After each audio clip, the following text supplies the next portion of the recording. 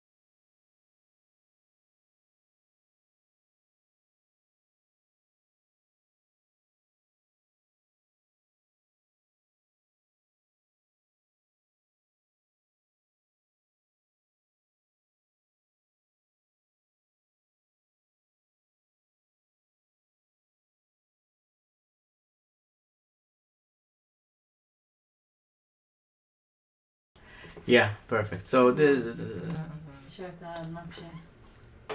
should. I mean, I'm not muted there. Okay.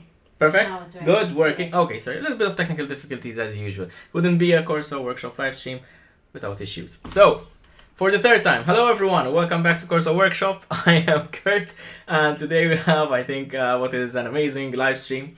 First of all, I would like to say welcome to everyone who joined recently, who subscribed and viewed my videos on Corso Workshop YouTube channel, especially the people from Jay's Comics group on Facebook, and we'll be talking to Jay very, very soon. Today I have a bit of a different and special live stream. I am joined by three of my best friends.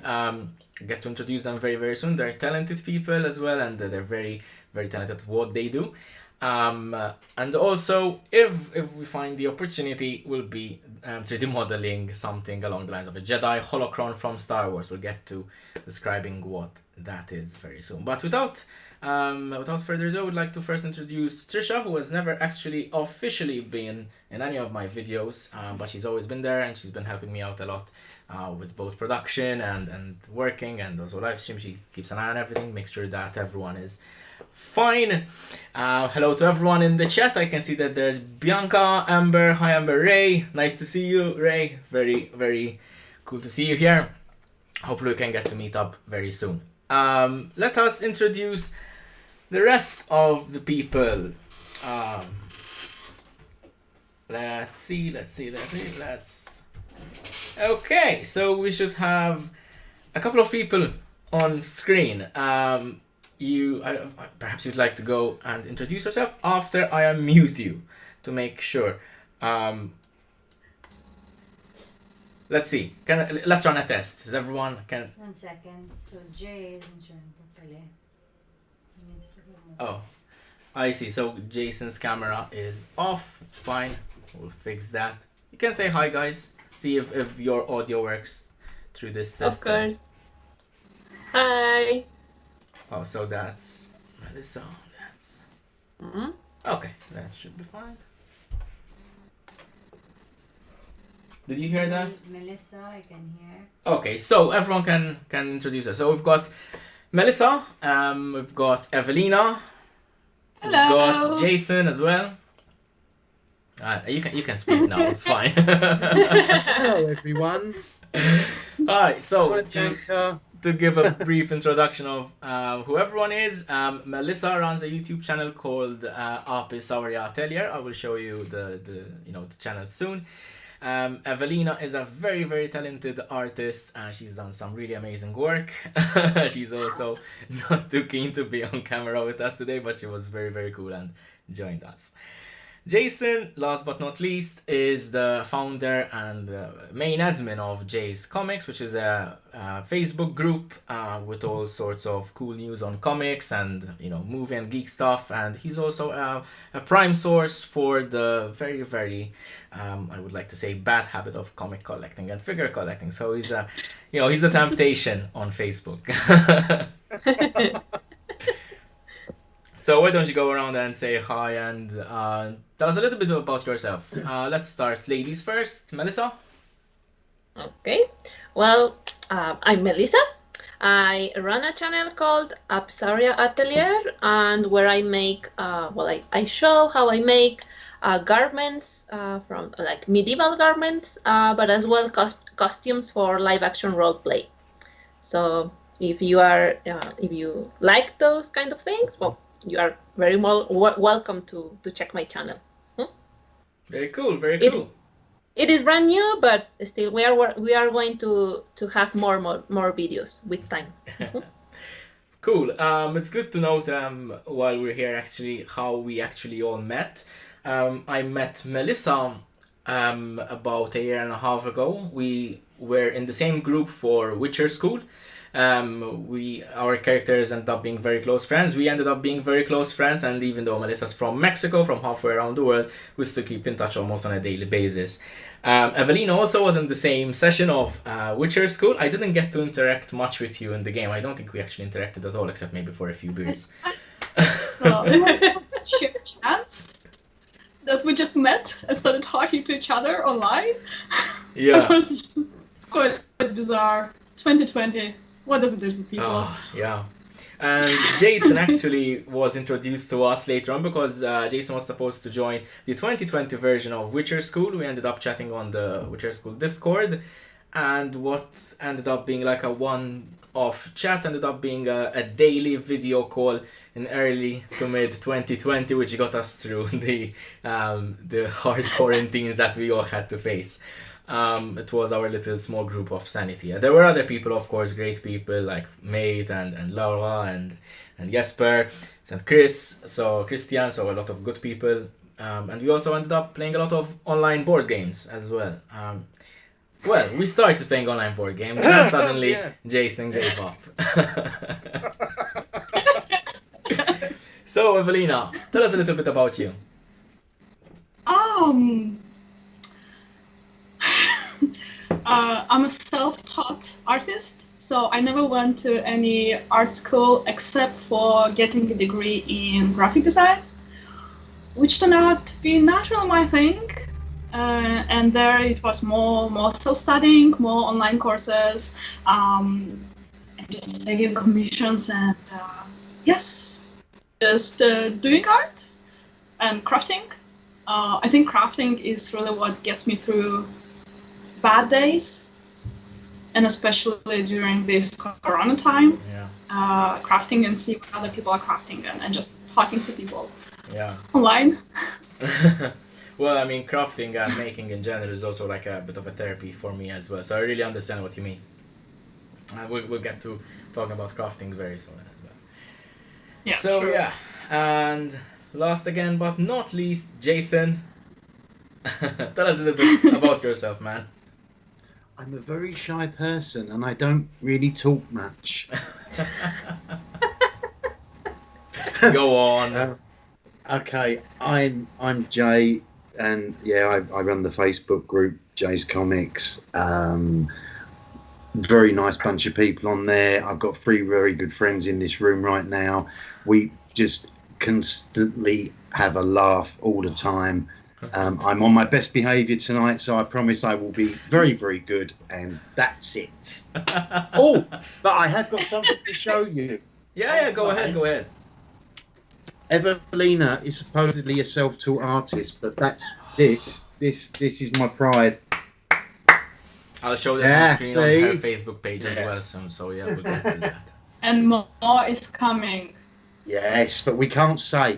Secret. Yes, and I'm preparing one more secret project, which right now I'm studying a new art style. Ooh, interesting. So let's hope for the best. Let's hope for publishing something maybe next year, but I would say in 2 years. Okay, looking Yes. forward to that. Anything, My new baby is... yeah, anything Yes. you manage to come up with is very brilliant. I mean, for us, I mean, there are a lot of self-taught artists out there, and they're very good. But you're definitely one of the very good ones as well. So, and I'm not saying it sort of out of flattery, but it's actually fact. And people who can actually go and visit your page and see what kind of work you've done, they'll agree with me, I'm sure. And Jason is a living example of that. In fact, I'm having commissioned you something like that. I know Jason a little bit, and from what I know, he wouldn't have commissioned you to do something like that because Batman is very close and dear to him. So that's for Yes. sure. Batman and someone else, and I can't say because that'll give away who she's drawing. I have to. That's secrets. Yeah. Now I get excited and I let little secrets out, and I can't help it. So let's say hi to people in chat. We've got a couple new people joining us. Hey, Skilltree Kid, that's Clever from Skilltree. Again, another amazing YouTuber. I hope to get you on this live stream sometime soon. But yeah, well, we've got a couple of projects lined up, which we will actually sort of collaborate on. Can't say anything more than that, but stay tuned because we've got some cool stuff going on. So let's have a look at what you guys were up to. Well, Amber said, "Wish she was drawing for me." I know exactly what Amber would like her to draw as well, Kurt. Ooh, can you tell us? I probably could. Would I be right in saying it's a Catwoman or Harley Quinn? There we go. It's going to be one of those two. So on screen right now we can see Evelina's Facebook page where she shares some of her art. In fact, you can see Jason's Batman right there. Kurt, I didn't really upload them much. Like all the new stuff is not there. It's fine. So that's an even better reason to go and like her page, so that when she eventually uploads the newer art, you can actually see it firsthand. I can also add that my Facebook profile, whenever I post anything art related, it's public post, so you will be able to see it even if we are not friends on Facebook. this is one of my favorites. The tavern scene. It's definitely it looks really similar to the tavern in Mojna Castle. Is that it? It is. It really is. It's an amazing thing. You captured the feeling, like I mean, it's amazing. Cool. So that is Evelina's page. So make sure to go and give her a like. Evelina Kunovic Art. Have I pronounced this properly? I think you're going to get about 75 commissions tonight. and I'm her agent, so they all go through me. Thank you. So this. Sorry. Next. I would be giving presents for you for the rest of my life if I would get today. I would be also making giveaways once a month. That would be the Believe me, case. once you start down that road of giveaways, there's no turning back. Believe me. So there is also Pisauria Atelier now on screen. This is Melisa's YouTube channel. She just started about 2 weeks ago, and it's going to be all about sewing. Am I right? Yep. Tell us a little bit about your A project. little bit of embroidery as well. Ooh. She does really good embroidery, and last year she was showing me some of her work, which she did. I mean, if you can share that later on, it would be really amazing because it was really good. Make sure to show it on YouTube as well, because top-notch stuff. So, tell us a little bit about your projects. Oh well, this year I have a limited amount of time, so it takes me a little bit longer to make to sew stuff. But I am working on a skirt, a summer skirt.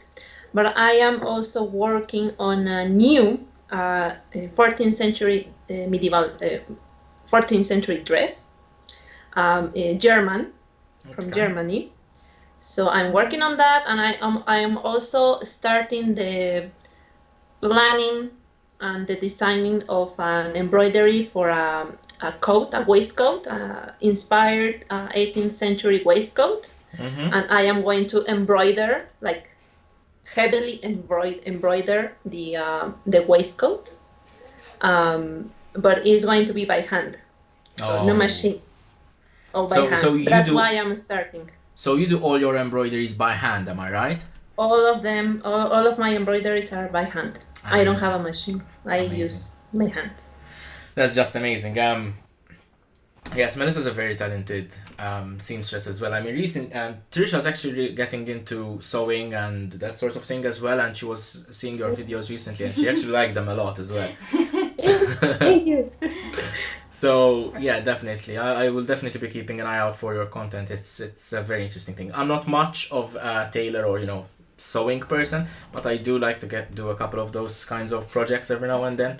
But I'll definitely keep an eye out for your kinds of projects as well. And if you are following as well, make sure to go and hit subscribe. She just started, so she's down to 2 subscribers, but I'm sure you'll pick up steam very, very quickly. Sorry, Kurt. We've had a very bad influence into the room. So yeah. What happened? Oh, Mr. Carpenter's just turned up. He's a bit of a naughty boy. Cool. So let's move over to the final feature. This is Jason's group, Jay's Comics. It's on Facebook. So if you're into all sorts of comics and geeky stuff, I'll definitely recommend that you join. There are 570 members right now.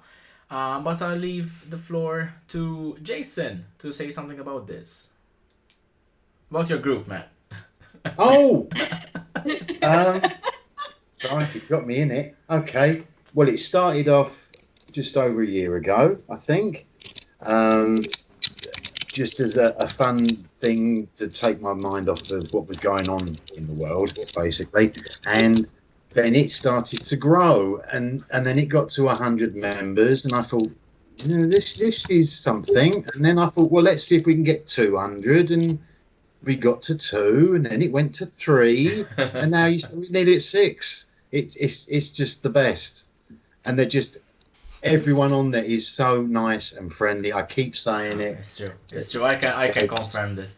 Yeah. I think I've been part of the group, I think, since its inception, I think, like from the very beginning. You started this very recently, wasn't it? Like the last couple of months? Hasn't been more than a year, has it? Yeah, It has. it's been about a year. About a year, yeah. I mean, Yeah. but I remember you starting this group. It's only really taken off, though, Kurt, in the last few months, Yeah. in the way it has. Yeah, it's Yeah. just exploded. Fair enough. But yeah, the community there is really awesome. We've got a couple of them already on chat here, so hi everyone again. So yes, have you got plans when you hit 600? Yeah. Anything you can share with us? No. Okay, fair enough. Well, seeing as everyone's made the effort to join your live stream, if we get to 600, I did say that. I mean, I've got 3 big giveaways going on over the next 2 weeks. Sorry to interrupt, I just have to say that Jason's a big advocate of giving away stuff. Yeah. Go ahead. Not please. publicity, Jason. But, That's what you need. yeah, I need more money. When we hit 600, there will be a major giveaway that is going to be worth a lot of money. I'm not going to say any more than that. Fair enough. That's enticing enough. And it's from my own personal collection, so it's not rubbish. So, apart from having an actual monetary value, it has a huge sentimental value as well. Yeah. Definitely. Cool. You heard that here first. Yeah. Yeah, so Jay's Comics, if you're into, comics, movies, geeky stuff, that sort of thing, the kind of things that I am into as well, I'll definitely recommend people joining us in the community. And again, very friendly community, great people. Also, Jay, you do host a couple of auctions every now and then, am I right? Yeah, we do live auctions probably about once every 3 months. Yeah. Because it's absolute bedlam when I'm trying to do them. If you've ever seen one of my auctions and you see the post-it notes flying off and I'm trying to stack things, it's a joke. We've also recently as well had some really nice live interviews with John Jang and with Emma Kubrick. Yeah. We've got, I can tell you, we've got one more confirmed big person coming up, and we might have a repeat viewing with one we've already had. Perfect. In Sounds, fact, I know we've got really 2. Yeah. Sounds really good. I'm giving out too much. I followed the interviews and they were really good. So definitely, I mean, I can't say enough good things about the community. So yeah, so make sure to join there. Jason has been very, very gracious to promote this live stream as well on the group. So thank you very much. I really appreciate it, man. Anytime, mate. Now, I have another tab open. And it's you can see a bunch of images of cubes, and these are Jedi Holocrons. Now, for today, we're going to actually keep on chatting with my 3 amazing guests as well. But in the meantime, I thought maybe I could get some work done on Fusion 360. Perhaps I'll see what I can do and maybe keep up. I'm fine with having just a chat for a couple of hours with you guys. It's just always interesting. And as always, it's always fun. Between us, Jason, Evelina, and myself are actually hoping for something to happen. Something very awesome to happen. Just a little secret between us. Usually, Melisa has a lot of background entertainment, we call it, from the neighborhood. We're hoping something of the sort happens. With regards to a band or something, but we'll see. Something of an inside joke between us. You won't miss it when it happens. Yes. So, are any of you, I mean, a bit of a stupid question, but are any of you Star Wars fans? I'm not talking about the last 3 movies. We don't speak about those. I'm talking about proper Star Wars fans. Are you asking the group Yes. or us? You and the chat, everyone who would like to have, to reply. Okay, I'm old school. I'm going back to the first 3, which weren't the first 3. They're my favourites. You won't touch The them. best ones. Nothing will. So the original That's it. trilogy, episode 4, 5, 6, right?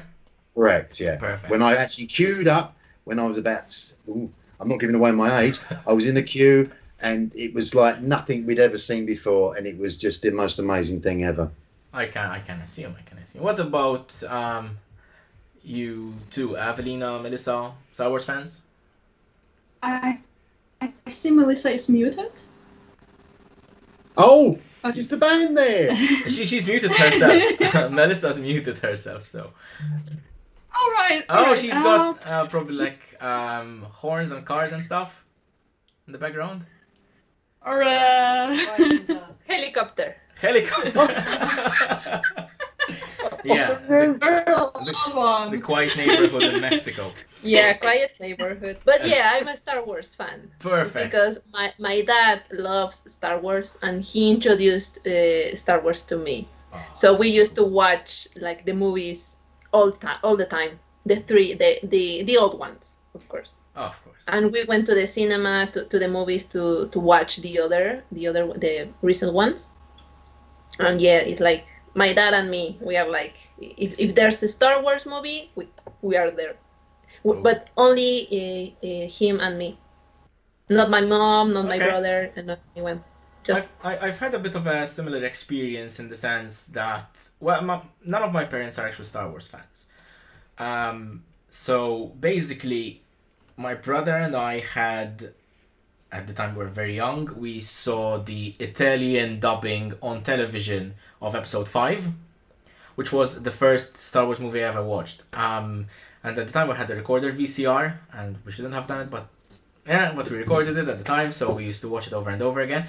But stupidly, I mean, we were kids at the time, we also recorded the what do you call them? Reclamio, the adverts, like the adverts that, you know, they stop the movie. They show you adverts on television, right? So we recorded the adverts as well, and the tape didn't last long enough to record the last bit. So we always watched until Lou got his hands sliced off and then fell down the tube, but we never knew what happened after that. So we grew up and we eventually watched episode 4, 5 in its entirety and episode 6. However, when I was about 11, I think it was 2001 or 2001 when episode 1 came out. Something. yes, Yeah, I yes. think 2001. Or, no, actually, I think earlier than that. 2000, I think. 2000 or 1999. Anyway, when episode 1 came no, out. I think 1999. Yes. When episode 1 came out, my brother and I begged our parents to take us to the movies to see it, and they did. My brother and I were at the edge of our seat, watching down the pod racer and pod racer race and everything. Amazing, and our parents just couldn't get out of the cinema quickly enough. They just weren't into Star Wars at all. And like they spent like 2 hours or something. Thanks, Chris. Yes, 1999, episode 1. Yeah. They didn't have a chance. No, and it was probably the first and last movie they actually let us choose.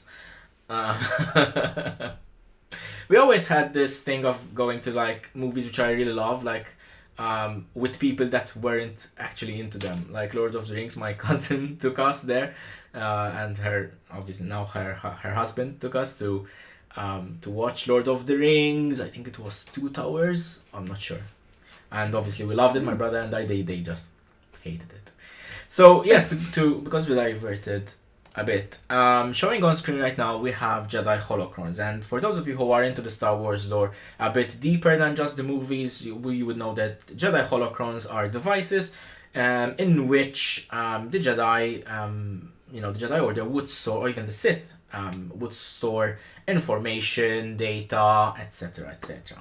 Now, I have a bit of an abstract plan at the moment. I have a bit of a project that's been going on in the back of my mind, and I want to make a holocron, like the ones you're seeing on screen right now, but I'm going to actually vary the design. I'm not going to have this sort of thing. I'm going to vary the design. It's going to be a cube, but what I want to do is have it light up, which is easy enough to do, relatively easy to do.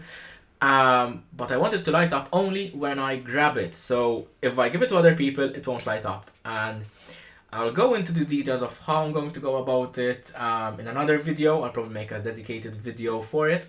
But what I'll be doing today while I'm having a chat with my friends is design it on Fusion 360, which I have loaded up already.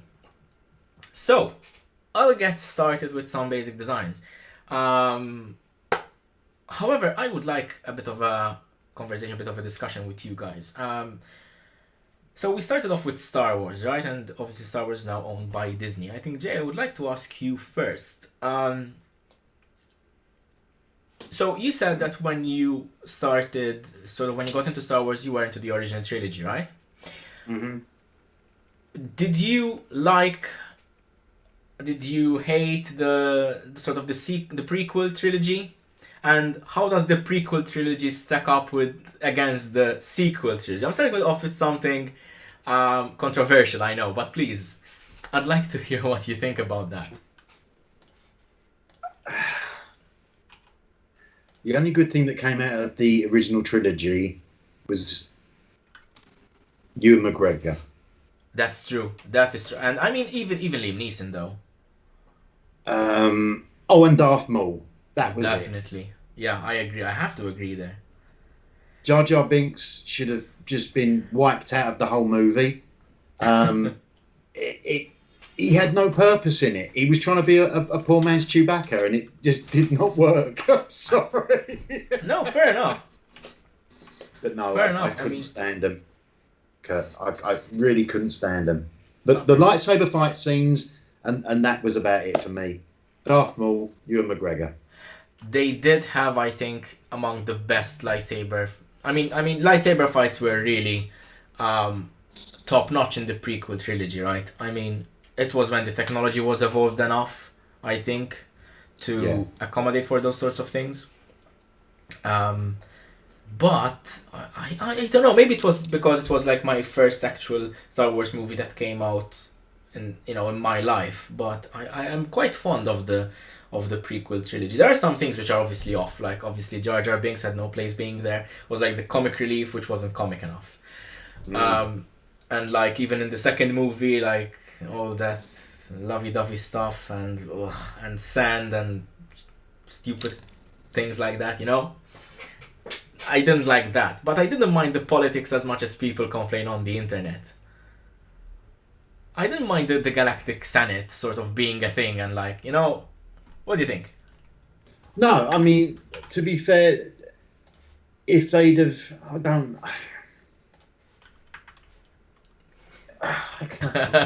Give you a bit of a tough one to start off with. You could have condensed the whole 3 movies into 2.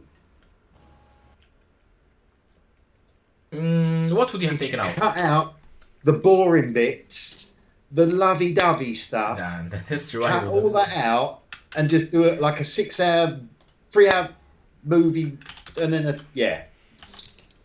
Okay, but so if you were... Who's commented? Someone's having a Okay, let's have a look at the comments first, because the comments are actually showing up on screen for the live stream as well. So when it is published later as a video, people can actually follow. Jojo's a secret. Yeah. Love it. Yeah, Clever's onto something. I think I've seen this a lot in memes as well. That Jar Jar is secretly a Sith Lord. So 3 Saber Fight was great episode. Episode 1 Maul, episode 2 Django Fett. That's it.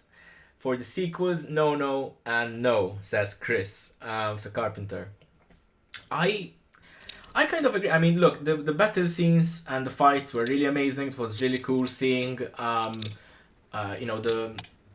Obi-Wan and Qui-Gon Jinn versus Darth Maul was, I think, the best fight in the Star Wars universe, or at least in the movies. I think it's a close second would be obviously Obi-Wan versus Anakin Skywalker. That was a really good one, I think. I don't think episode 2 really stands out that much, except for the huge scene where all the Jedi just show up at the end. I think actually Clone Wars, the animated series, did a much better job at telling that story than the second movie did.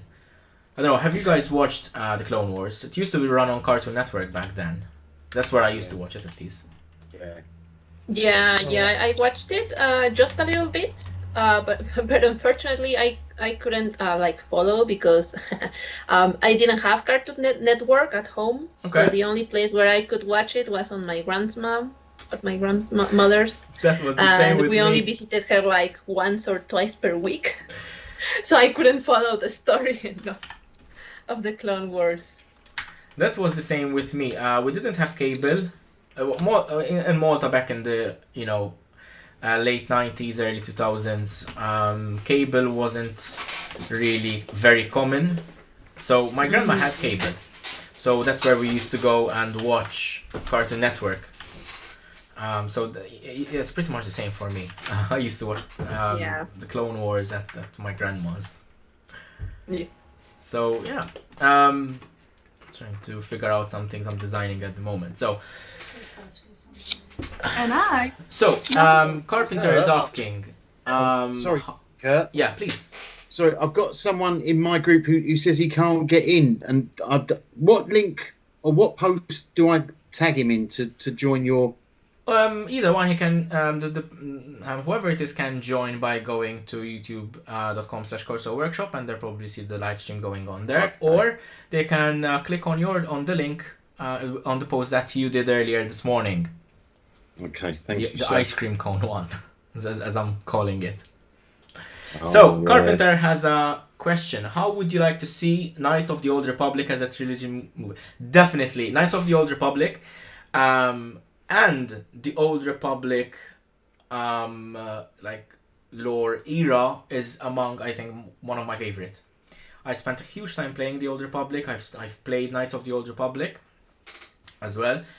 I think the story of Darth Revan is one of the best told stories in Star Wars lore. I obviously this is open for discussion. Do you guys know about the story of Darth Revan?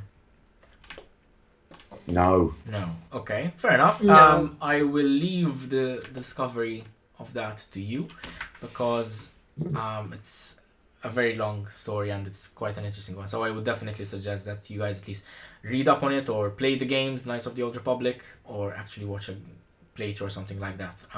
It's a really interesting story and it's got a lot of things going on for it. And Darth Revan has a very iconic mask. It's a Mandalorian mask that he takes after a battle against Mandalorians, I believe, and he picks up the mask and wears it. And I have a cast replica of it that a Maltese crafter known as the Sith Crafter made a few years back. I bought it in Comic-Con and I've still yet to paint it. So that's something that's coming up in a future live stream as well. Nice. So a few weeks ago when I was Nice. testing the airbrush and swearing at the airbrush, that was in anticipation and preparation for this sort of thing. So I'm sure that will be cool and people will enjoy that. So we're talking about Star Wars. Evelina and Melisa, which of your Star Wars movies are your favorite, if any? The originals one. The originals. So episode 4, 5, 6. The three of them. The really. three of them. But is there like a particular one which you prefer? Yeah, the first one. Episode 4. I first one. kind of like episode 4 better, yeah. I like the other ones, like they are great, but I prefer a little bit more the first one. But yeah, the original ones. The prequels, they were okay. And oddly enough, I do not really complain about Jar Jar Binks. Like, Really? yeah, for me it's like, okay, like there's no problem with me, like with him being in the movie, it's okay. Like I don't really mind Jar Jar Binks. But of course I was a little girl. I was like 10 years old when I watched that movie, and of course Jar Jar Binks was like okay, and I wanted him to be in the next one. Oh But god, anyway. no. But for me it was fine. The recent ones. No, I can't stand the recent No, ones. I cannot stand the new ones. No, I expected something new, something like a new story basically, but they were repeating every part of the original story. They were repeating it, but only with different characters, but it was exactly the same, Okay. and I didn't like it. Okay, fair enough. Can I just say, Mel, I think that everyone was so hyped when they announced they were going to do a new Star Wars movie, and then they said Harrison Ford was going to be in it as Han Solo, and I was, oh yeah, Luke Skywalker, please God. Well, 2 seconds he don't speak does not count as Luke Skywalker being in the first movie. Exactly. Exactly. That is exactly how I felt. Yeah. Yes. I know what you mean. Honestly, I know what you mean, because when we heard that a new Star Wars movie was coming out, my brother and I were sort of watching the trailer almost every day in anticipation. We got hyped up a lot for certain things, like when Skyrim was coming out, 11th of November 2011. Yes. We heard the cinematic opening, like I think 100 times by then. Star Wars was the same thing. It's something which is very close to us, very close and dear to us. So we really were looking forward to it. And I have to admit, I think episode 7 was the best one of them. Mm. I think, because it was the one which resembled closely episode 4. It was like, okay, so this is how we're reviving the universe. And I think they did, well, they didn't do a good job, but they did a decent job at sort of pulling fans, drawing fans in, you know? It's just, Kylo Ren should have kept his helmet on. That's what we've been discussing this yesterday, like, and over breakfast, and we said so. Kylo Ren should have kept his helmet on. It was such a disappointment. Not his face per se, it's just he would probably have been a little bit more intimidating and more of a villain with the, you know. Yeah, Carpenter says Force Awakens is just a new hope with new characters, and completely right, completely correct. Yeah. You say they used the originals to get people into the movie theatre. They got the old school people who loved the first ones, and they got the new generation in. But for me, you know, it was just such a letdown for me, because I was so hyped for it, thinking, yeah, this is the one. This is going to wipe out that last 3 I saw, and it scarred my memory. Turned out that the last 3 you saw, the prequel trilogy, ended up being better than the sequel trilogy. Who knew? Yeah. Yeah, but I mean, these sometimes, I mean, these things happen. There's nothing you can do about it. Yeah.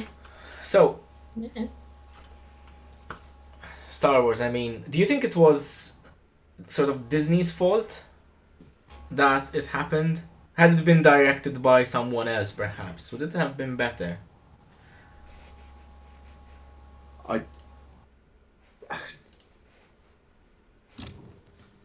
Put it this way, I would like to have seen what John Favreau... Is it Favreau? I can never say it, sir.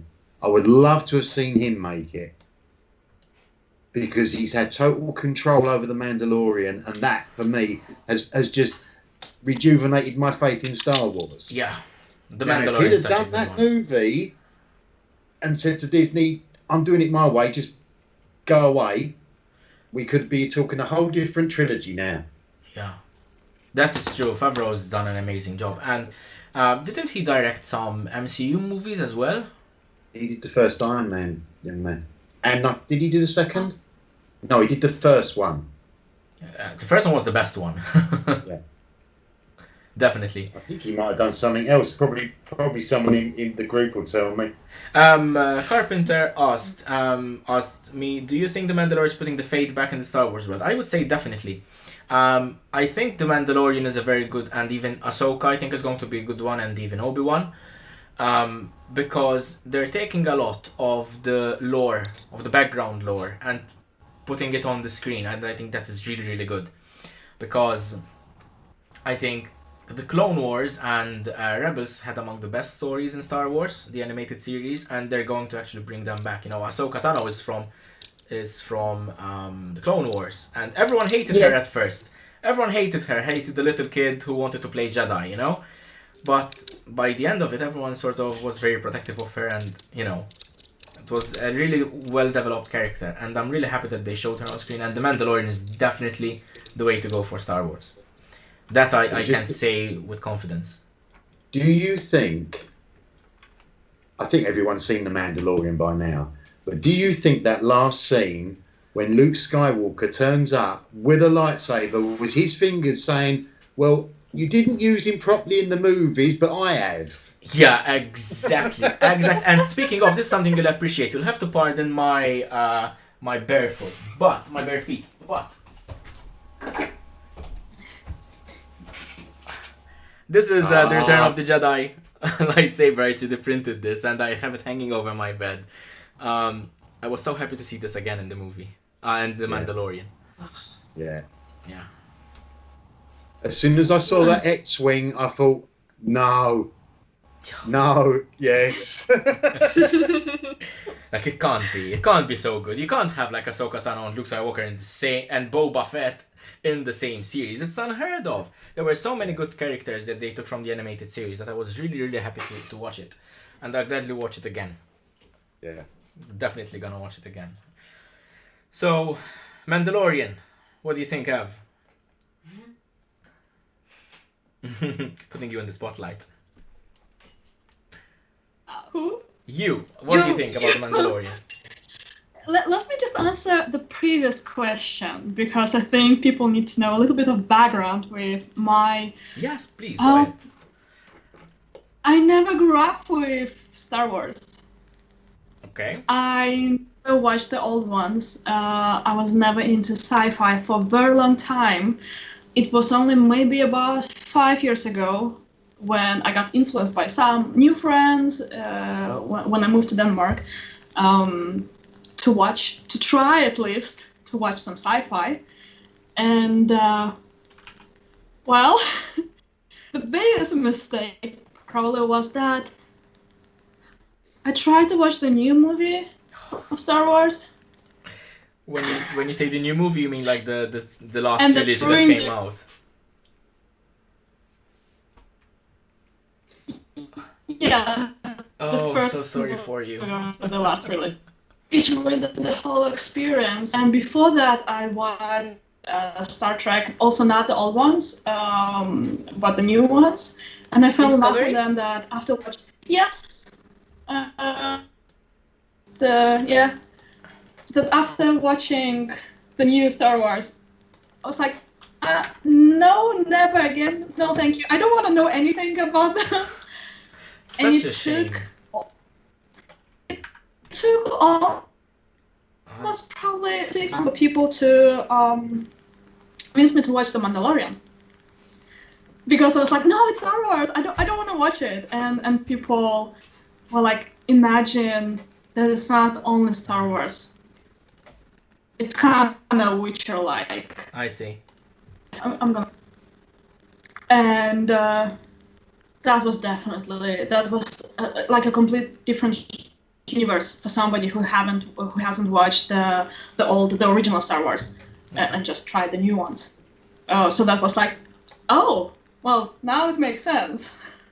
There is no that drama. A little bit for me, it felt a little bit too much drama in the new movies of Star Wars. I see.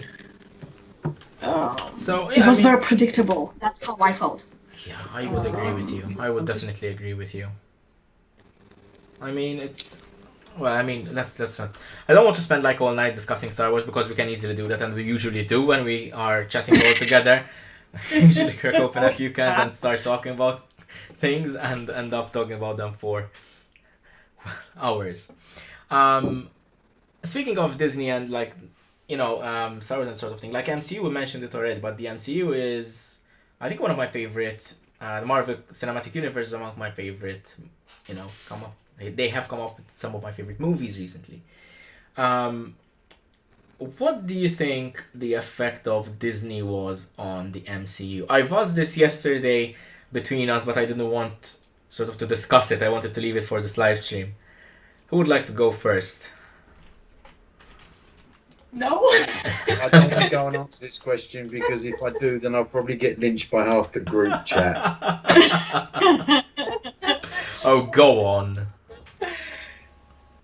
No, ladies first. Let the ladies go first, and I'm going to quickly refill my cup. Okay, sure. Okay. Well, I think I think Disney has a great opportunity Okay. to make a good story from the MCU. But it has to have like the same situation like as the Mandalorian. Like they need to have someone who knows the stories Yeah. and to let them or to let him or her create a compelling story. Okay. Because I think with Disney you can. I think Disney, as I've seen recently, they let the producers and the directors a little bit more freedom that in the past they didn't, and I think they are aware that it wasn't a great idea to do that. So yeah, I think it has a great opportunity to create something great, but they need to do it right, or it is going to be like a catastrophe. Okay. So, I mean, yes. I agree with you to a point, of course, that, and I sort of am glad that they're given a little bit of creative freedom, sort of. However, I'm also a huge fan of sticking by what is already established. You know, I think. Which is why actually I'm going to say something which probably won't go down well with a lot of people on online, but I really am not a fan of the Dark Knight movies, for example. Like, for me, it felt so far away from what I perceived as Batman, that I just couldn't stand it. I watched the movies, it's just, I wouldn't watch them again, ever. They're good movies. Cinematically, I think they're really good. It's not the kind of Batman that I grew up knowing or liking, And I think it has to be said that it's very important for the MCU to do this kind of decision. At least for me, they did deviate a lot from source material, but at least they did so in a way which was believable and organic, I think, in the story. Yeah. Yeah. Artistically, Yeah, well, how do you think? Like, I hear that a lot of people, well, not a lot of people, but like critics for the MCU usually criticize the sort of the artistic aspect of the movies, like how action filled they are, blah blah blah. Do you find that is a problem or not? not really. At least for me, it is not a problem for me. Okay. Like I'm fine. I am okay with the decisions they made. So. Okay. What about you, Evelina? What do you think? As in, artistically, are they a little bit over the top? For me personally, I think it depends on which movie we're speaking about. What I think with one thing with Disney is because they can spend more money. They have more budget to spend on. But sometimes I feel like the action and all the effects, they are a little bit compensating over the story, for me personally. So you mean like they sort of take away from the story being told? They don't take away. I feel like they don't. And I speak now also about, in general, about movies, that sometimes I feel the story is lacking and is being compensated by budget spent on VFX and the action.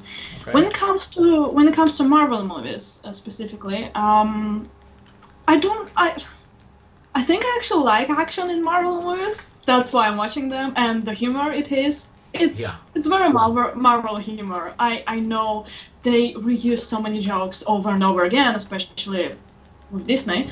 But I think I'm fine with that packed action. Sometimes it's getting too much. Okay. I think if they would pump up more action, I would definitely say no. Now it's the whole 2 hours or 1 hour and a half is just action. There is nothing else. Okay. Fair enough. No, fair enough. I mean, that's a valid argument. Hi, Jason. Sorry, you're muted.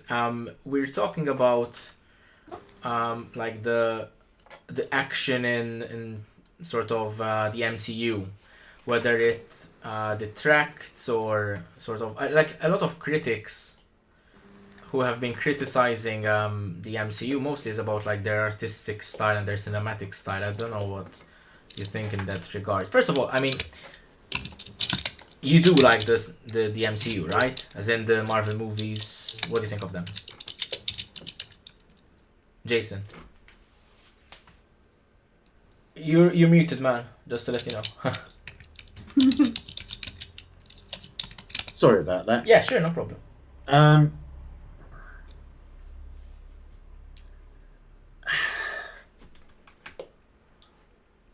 I have this view that Disney is just basically one great big cash cow that likes to make as much money as it can from its products.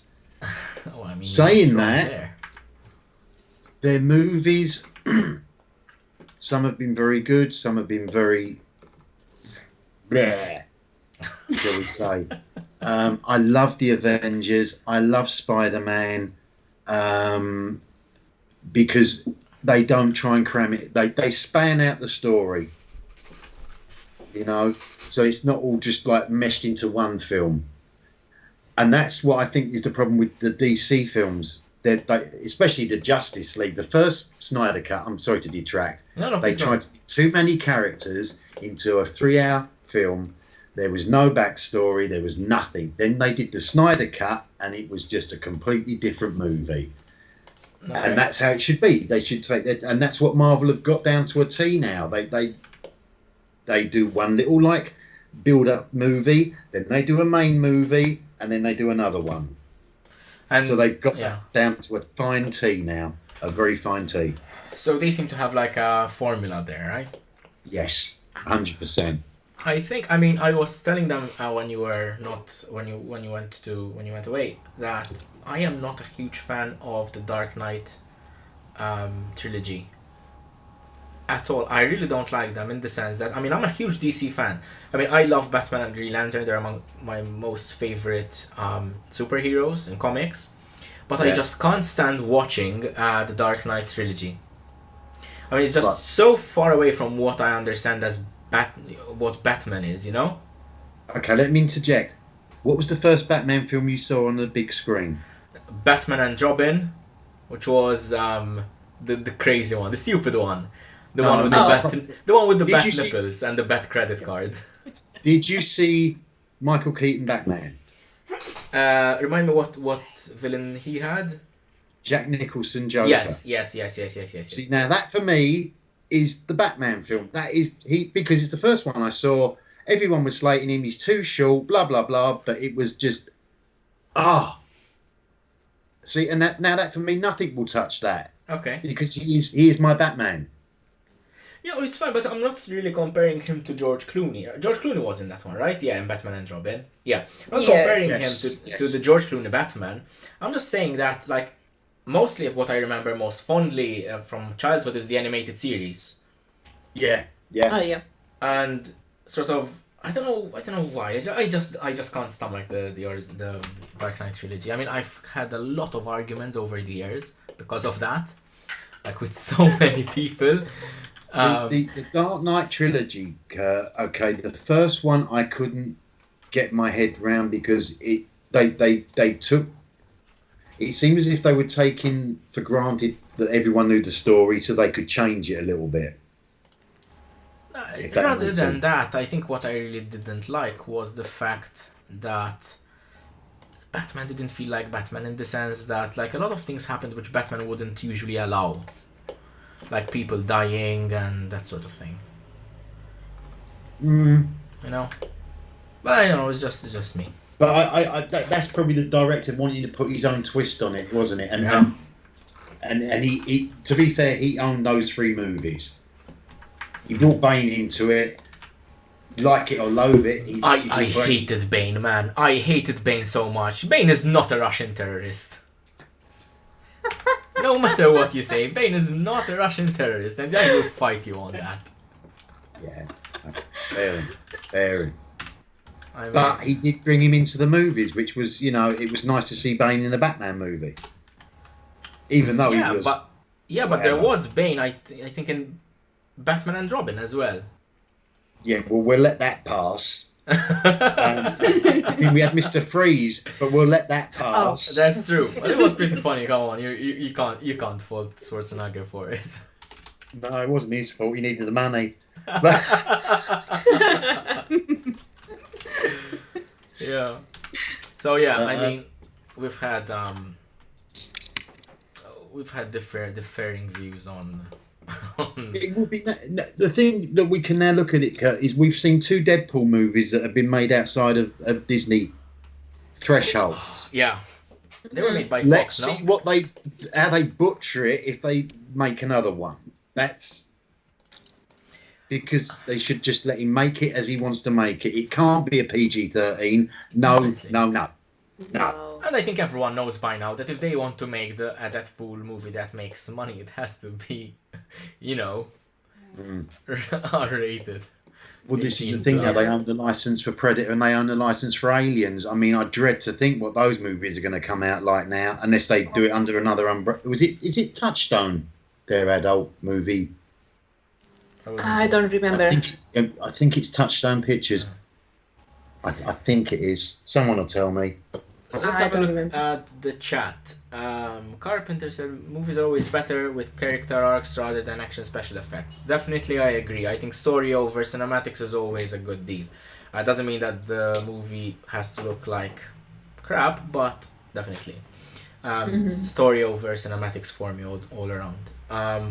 Worst one ever, I'm assuming you're talking about Batman and Robin. Definitely, I would agree, it's one of the worst Batman movies ever, but so iconic as well. And so Closely ridiculous. followed by Batman Forever, wasn't it? Batman. Which one That was was that? Val Kilmer. Oh, Actually, Val no. Kilmer, yeah. Ah, that He actually had a one. very good Riddler in that film. So, Oh, yeah, yes, the Riddler. Yes. Yeah, Carey was Yes, excellent. the Yeah. Riddler. that's true. 89 Batman totally kills it. Amazing movie. The Nolan trilogy was more grounded and made realistic for the world it was in. Fair enough. It's just I never liked sort of what the direction they took with it. Skilltree says that Heath Ledger as Joker, great, and I agree to a certain extent. Joker is psychotic, and that's like one of his defining features, But somehow I still find that he's very different from what I have in my comics. Now I have the New 52 comics from about 10 years ago. So any kind of Joker wasn't really in them, to be honest. But like the mentions of Joker like in those comics are very different from the Heath Ledger one. And I understand that's like different movies have different portrayals of the character, and that's fine. It's just not what I'm used to. And Carpenter agrees that Joker had an outstanding performance, for Heath Ledger, and fine. I concede definitely. Even Christian Bale was a very good Batman, maybe not Bruce Wayne in my opinion, but I think ironically the best Bruce Wayne would have been George Clooney, I think, or Val Kilmer. Val Kilmer was a good Bruce Wayne as well. Not Batman. I'm saying Bruce Wayne, like the Playboy millionaire. I disagree with you there, my friend. Who would you think is the best one? Michael Keaton was definitely Yes. the best. Bruce Michael Wayne. Keaton was I very good agree as well. with you. And he Right. also Yeah. did the flip, and he became a very good Batman. It's Yes. true. It's true. I Yeah. agree with you. I have I to agree with you. Michael See, Keaton. it's so old, you can't remember. Tell you what, I'll pass this question on to you guys. Apologies, Carpenter, if I'm not replying myself, but I'd like conversation to keep on going. Carpenter is asking, what's your view on Pattinson as the Bat? He's I am asking extremely you, bored. Kurt. I'm sorry. Oh, go on. And he did the vulture in this right Go on, I'll have a drink in the meantime. I'm parched. You answer. Go And on, he Mel, did the you go Vulture in the Spider-Man. Yeah, Okay. Keaton did. He was a very good Vulture. I am extremely worried Extremely worried in what sense? because I don't feel he fits the suit. What do you mean, like a couple of paddings, over the shoulder, that sort of thing? Metaphorically and literally. I don't think he fits the suit. He would be very strange for me seeing him as Bruce Wayne or Batman. Like I Okay. cannot I cannot imagine that. Like No. But we will see. I hope we will have a very good surprise. But for me, he doesn't fit. He doesn't fit the suit. What do you think, Jason? Well, let's wait for your opinion. Ev, do you have any opinion on the matter? I don't know, but I want to tell you something. Like, I want to ask you something. Next time we do something like this, you give me the list of movies I need to watch before we should discuss them. Yeah, we ended up talking a lot about movies, and I apologize for that. It was not intentional.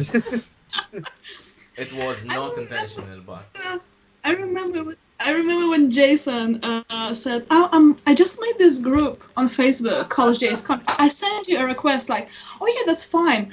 A week later, Jason writes to me, "Evelina, you didn't accept my invitation." Yes, but Jason, you're doing it about the comics. I'm not that much into comics. But that's fine. There was also Witcher and other stuff. And he kept bugging me until I... Okay, I know how to get you talking. I know definitely how to get you talking. Let's change subject and go on The Witcher now. What are your thoughts on The Witcher series? Let's finish.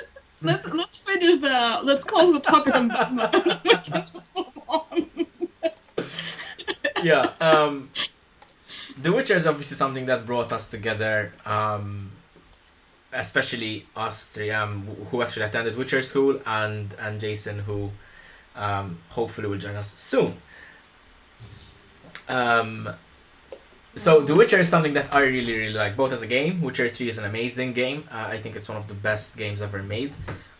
It's in the sense that it's not the best game ever made, but it really excels at what it does, you know? It excels at telling a story, it excels at gameplay, there's a good RPG mechanic in it, in my opinion. So there's that, and I really enjoy playing the game. So I have the books and I started reading them, so I'm a bit ashamed to say that I haven't read all the books yet. Melisa and Evelina are more experts at the top, on the topic. I haven't finished the books either, so. But you've definitely done more progress than I have, and I know that Evelina has very spirited opinions on the series as well, which I hope they come to light in this brief chat that we're having. I'm sure we can wind her up a bit, Kurt. We'll get to. Yeah, we'll get. So, we have a question. Carpenter asks if there is any movie you watched as a kid you could remake, what would it be? Myself, I think would be. I don't want to say Jurassic Park because they were remade and they were. What no? It would probably be a Power Rangers movie, the one with Ivan Ooze. I loved that movie as a kid. I just loved it. Watched it again recently. Had the time of my life. I remember that movie. I don't know if you ever watched it, Jason, Ev. Which one? Yeah. Sorry? Power Rangers, the one with Ivan Ooze, the one with the purple guy and all the goop. Yes. Oh, Yes. Yes. It was so stupid and so 90s at the same time. You know, Oh, skateboarding, paragliding on on snowboards. I mean, it I was so love that stupid movie. as a movie, but I mean, it was my childhood basically. I feel like What something... movie would you like to see remade, sort of, if from your childhood? I would like to ask Chris to specify, is it because it was badly made, or is it because I really liked it and would want to see it in a new light? Sorry, Just I'm not sure what he means. Oh, you mean about the question about the remake? Mm-hmm. No, I think in general, like if there's a movie that you watched when you were a kid and you would like to see a remake of it, like perhaps using today's technology, that sort of thing. At least that's what I took it to understand, to mean. Like I would really love to see another Power Ranger movie, like from the Mighty Morphin era. favorite, he clarifies. From the Mighty Morphin era, in my opinion, there should be another movie with today's technology, MCU level cinematics, with the Power Rangers kicking Ivan Ooze's ass. So two movies come to my mind, and one was remade, and another had like sequels that I didn't like. So the first one that came to my mind was Tomb Raider. And while the remake, the newer Tomb Raider, was much better looking, I felt it didn't have the same spirit as the games. Okay. And Fair another was that I absolutely love, and I still watch it every few years, is The Mummy. It's a good one. And as well. and you know what I would like to? I wouldn't like it to be perfectly polished. I would like to have that a little bit, the same humor and a little bit looking off, and maybe not that much polished, not that much realistic. Okay. But that was, I think, the biggest charm of the movie. It was that humor they had, a little bit stupid, a little bit silly. Yeah. Okay, fair enough. I understand that. I know what you mean. But when you're talking about the polish, like, why? Is there a reason for it? Like nostalgia? What is it? Yes, and it's also two female figures that I always looked up to. So Lara Croft and Evelyn are just Yeah. one of my favorite women that I saw as a child, and that was this adventurous and intelligence and being independent. Fair enough. No, I think understand that. Yeah, fair enough. What about you, Mel? Is there a movie from your childhood that you would like to see remade? And why? Not really, because they have done that. Which one was that then? The Batman, Okay, which and one? I love because I grew up with the Michael Keaton's Batman. So I watched those movies first, Okay. and they have done the Dark Knight, and I loved the Dark Knight series. Okay. Also, is the other one the Beauty and the Beast. Ah. They did it a very poor job in the remake, in the live action. I would love to see a proper Beauty and the Beast movie. There are going to be some comments in the background. Trisha loves Beauty and the Beast. Me too. The Disney, like the original cartoon. Yes, I love that one too. And we were Yeah. made to go watch the live action one as well. And I was not amused. I couldn't take that they changed the songs either. Yeah.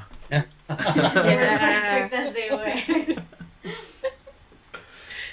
I also love the animated movie. I love the Beauty and the Beast, and I would love to see like a proper live action movie of that one.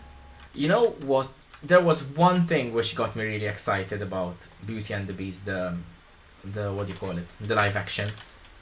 Mm. And that was Ewan McGregor. As Lumiere, right? He was Lumiere, I think. Yes, he was Lumiere. It was very fun. I did like that song though. No, it was a good song, but I don't see It why was they okay. had to change it.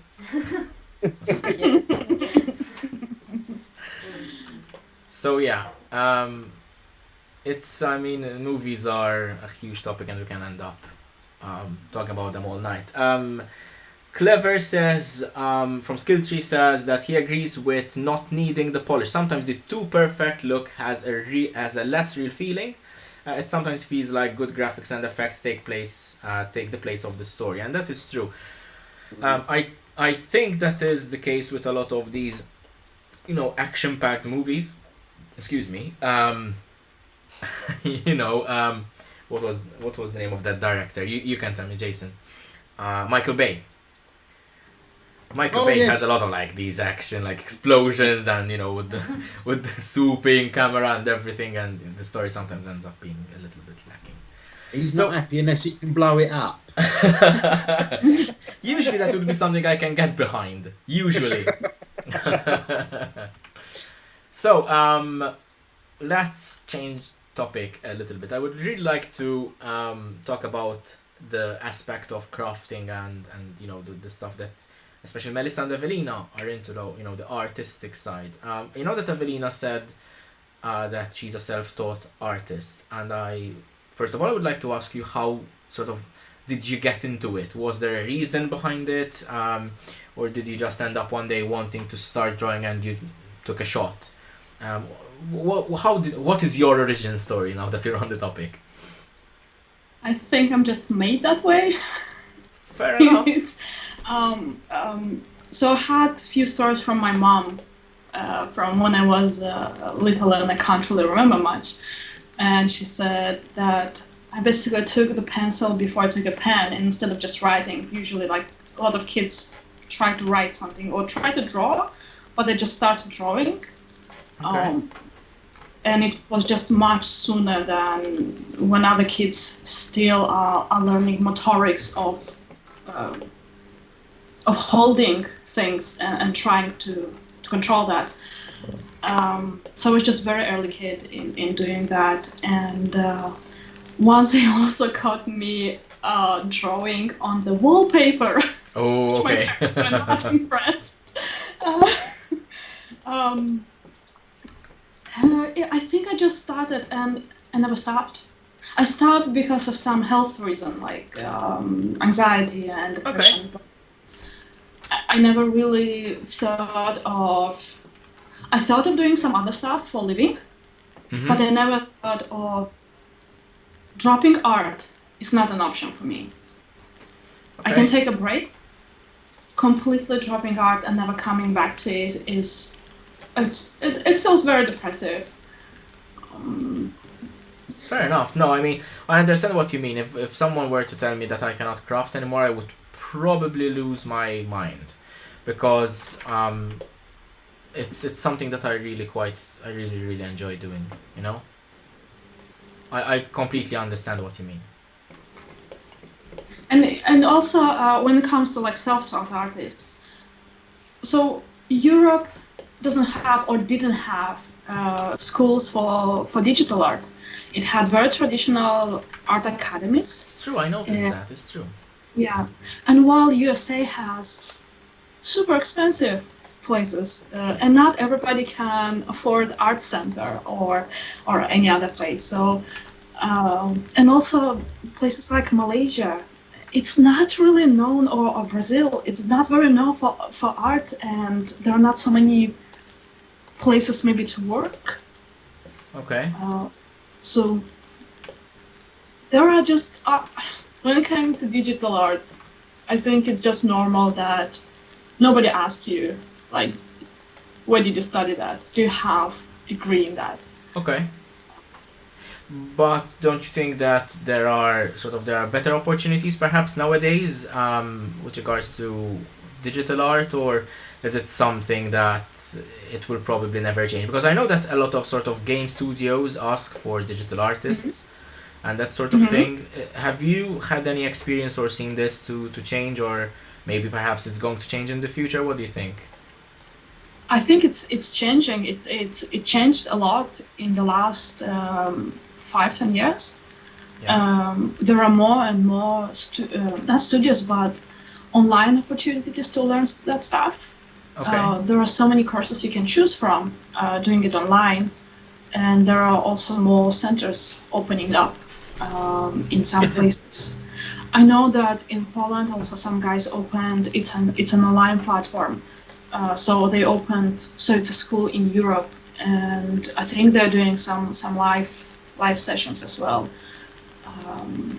So I think it's constantly changing. And also it's a big discussion. Some people are alright learning from home, from screen, and spending less money than going to get education in physical form and spending more money there. Fair enough. I think the last year taught us a lot about sort of working and sort of learning from home, which is, I think both a blessing and a curse, sort of, because it was such an ordeal to deal with, but also showed us how feasible and viable it is. I think. I don't know. I mean, that's something that I can't imagine a lot of people going back to working full time in offices unless they're really needed. I'm seeing a lot of people advocating a lot working from home nowadays. Even perhaps in countries that they don't really need to do that. But there are also a lot of missed opportunities. For example, I used it's not a secret. I used to work at the University of Malta, so that place is a little bit still close, near and dear to me. And I still, keep in touch with people there and see how my course is doing, that sort of thing, But University of Malta, for example, missed a huge opportunity to launch a lot of online courses. I mean, all the courses were being done online anyway last year, so perhaps it's something that's coming up in the future, and I don't know about it. But it's a huge missed opportunity. And I really wish that a lot of institutions did that. I mean, I know that there are places like Coursera and Skillshare nowadays that you can do that sort of thing. Not sponsored, by the way. But there are a lot of these online platforms that you can learn from. But it's never quite the same, at least in my opinion, for me, it's never quite the same as having like the actual thing.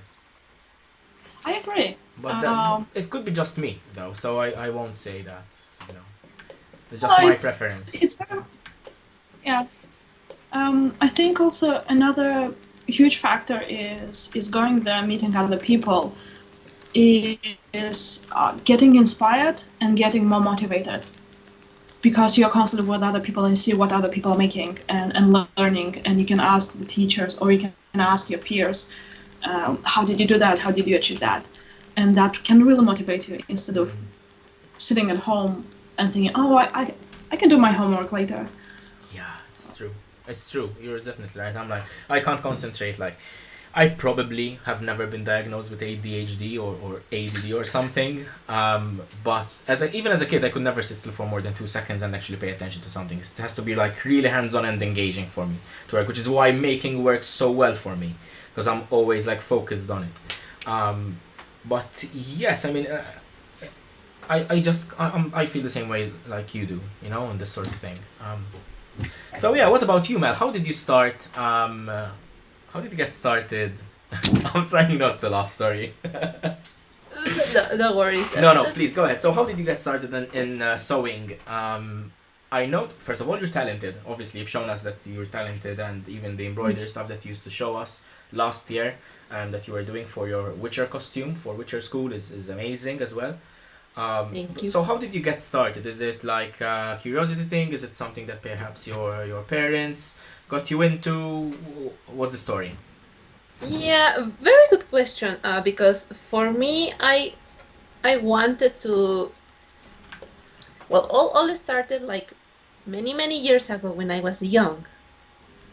There was no YouTube by that time, like very a very long time ago. Oh, come on, you're not ancient.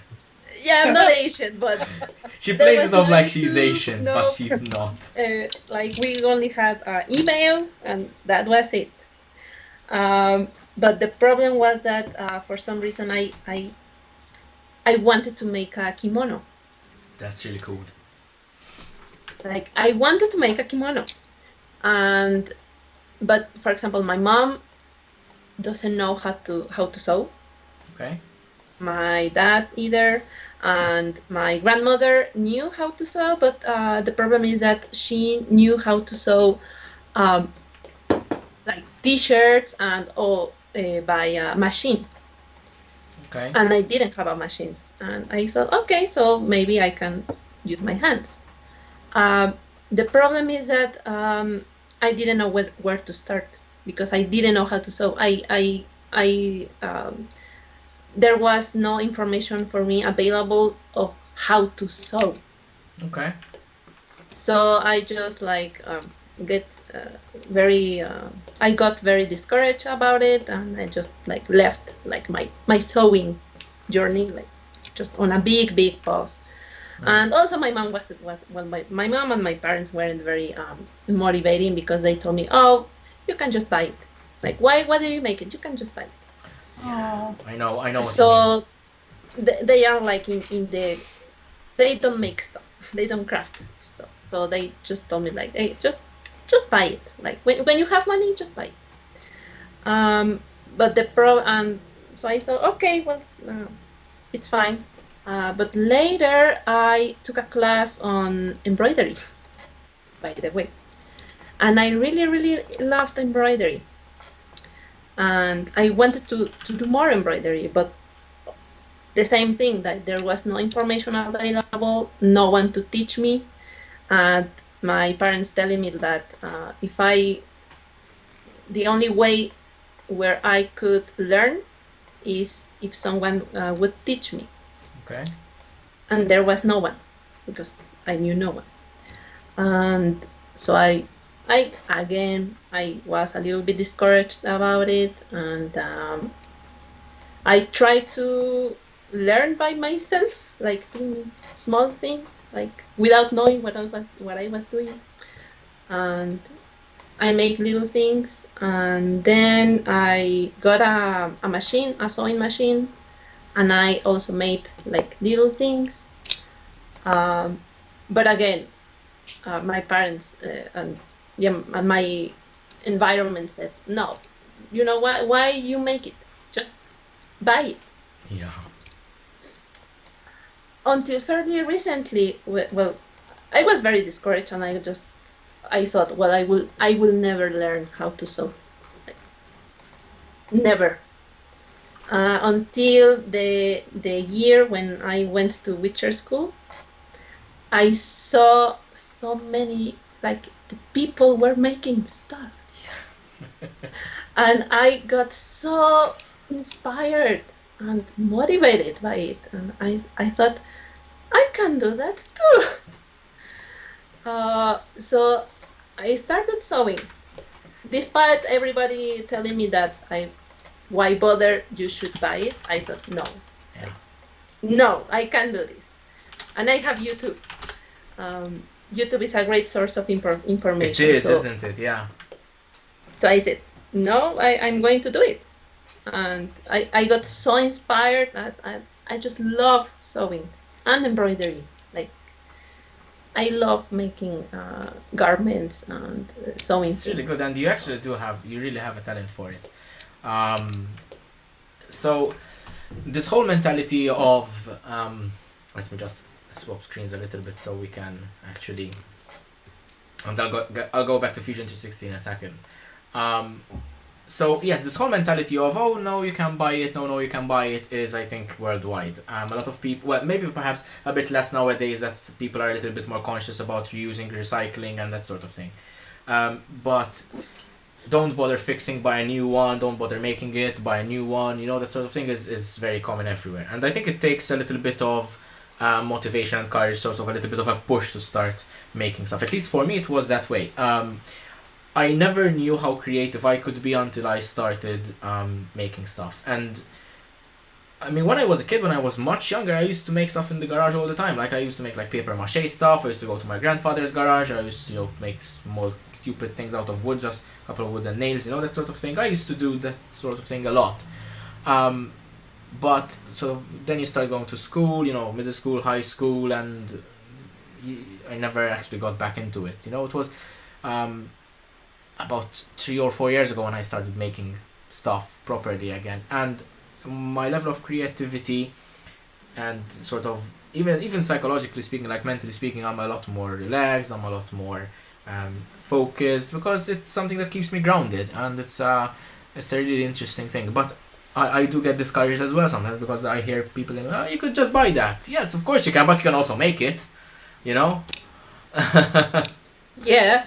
What do you want to do? Buy a crappy replica from some store of a lightsaber, or do you want to 3D print it yourself and make it? That sort of thing. So yeah, I definitely understand what you mean. So we have a couple more comments. Skiltry says, you see the quarantine version of The Princess Bride. Terrible quality, but so watchable. Okay. And Carpenter says, would like to ask what you looking forward to this year with your craft work. I think personally in terms of my crafting, I've got a lot of projects lined up. I think one of the most... hey, Christian is here! Christian is here! I want to say that Christian was watching us, and I know that he won't be mad if I will tell you this, but he said he was watching us from the shower. Why? Why do we need to know that? Surprise me at all.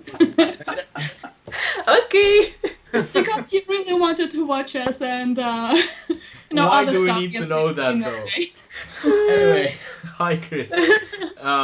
Chris is one of the other people who kept us staying during quarantine last year.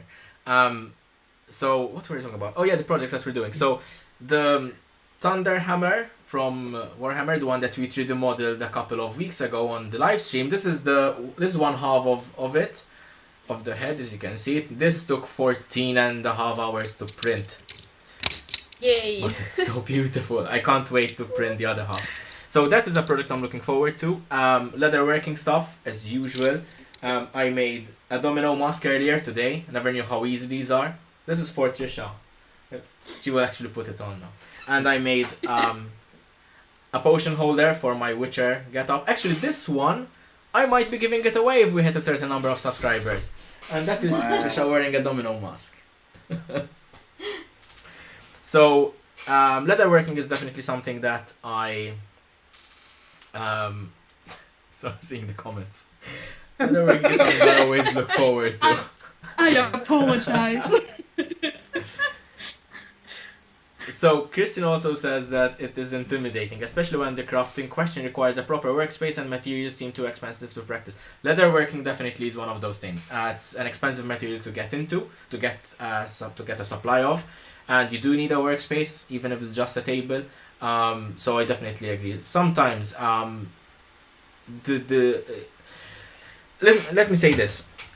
I've met crafters and makers in Maker Central in the UK in 2019 and 2020, and they varied from a workshop which was the size of 4 garages and a workshop which was the size of a small bathroom. And they all did amazing things. And yes, it is intimidating that one would not have the workspace, but that also motivates you and starts to get into your mind this sort of spatial efficiency mindset. You know, you have to be efficient with the space that you have. And that is, I agree with you, however, that can seem very intimidating, even like tools, because I don't have all the tools that I need. But sometimes you can make do with, different ones as well. So it also motivates me at least to work with what I have. And recently that has been very good because it's also stopped me from going out and buying supplies. See what I have and work with what I have, clear up a little bit. Then Chris said, he won't get mad at Evelina's revelation, but everyone else won't get the picture out of their head. Let me try. Okay. Jason, I know you're not sort of a crafter or maker per se, but this is something that you would perhaps see yourself getting into perhaps in the future if you were to have like resources or space for it. Is it something that interests you? Let's just say, I used to dabble in drawing when I was at school. But I don't profess to be any good at it. In fact, I'm not. But I would like to do that again at some point, yes. I would definitely take that back up again. Would you have something to show us right now? From back then? Unfortunately, no. I actually had some very good pictures when I was doing art at school, and unfortunately, due to that being 30 years ago, they're long gone, I'm afraid. Ah, oh, it's a shame. But I was actually very, very proud of one of them. Yeah, it was not bad at all. Okay. I tried to draw something on the back of someone's envelope that I posted to them. I think they posted it in the group. It was I saw it. Let me see if I can find it. Oh no, it's awful. Oh come on, we have to see that. Where was it? Someone posted it earlier in the group, right? Yeah. Yes. Let me see if I can find it in the meantime because it was really cool. I like you. Oh come on! Oh, here it is. I found it. I have to share it now. It is this small Batman head. It's cute, isn't it? It's actually showing right now.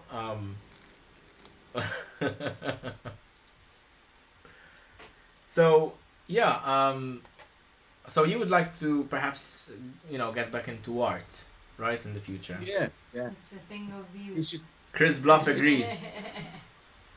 who does? Chris Bluff says it's a thing of beauty. What, my little Batman head? Yeah. Oh, bless him. See, you've got people who actually like this sort of thing. You should draw more small Batman heads. The Yes. thing was, I'm going to let you into a little secret, guys. Okay, this is a Kurt exclusive. Ooh. But that Batman head is actually a logo for a friend of mine. I think it? you know. I've mentioned to him. You know what I'm talking about. Yeah. And that little Batman head, I put on the logo for him. Oh. So I'm basically I designed it, but I'm breaking copyright. Jeez. I'm slapping it on all the envelopes. Well then. There you go. Moving on. I mean, just having a look at the chat, making sure that I'm not missing anything. Oh, thanks, Christian. He likes my Batman head. I'll send him one. Yeah. I think Skilltree mentioned in the chat earlier that he's so jealous of our bunch because of the Witcher School. Oh, yeah. And I know only one remedy for that jealousy. Drink. Witcher School.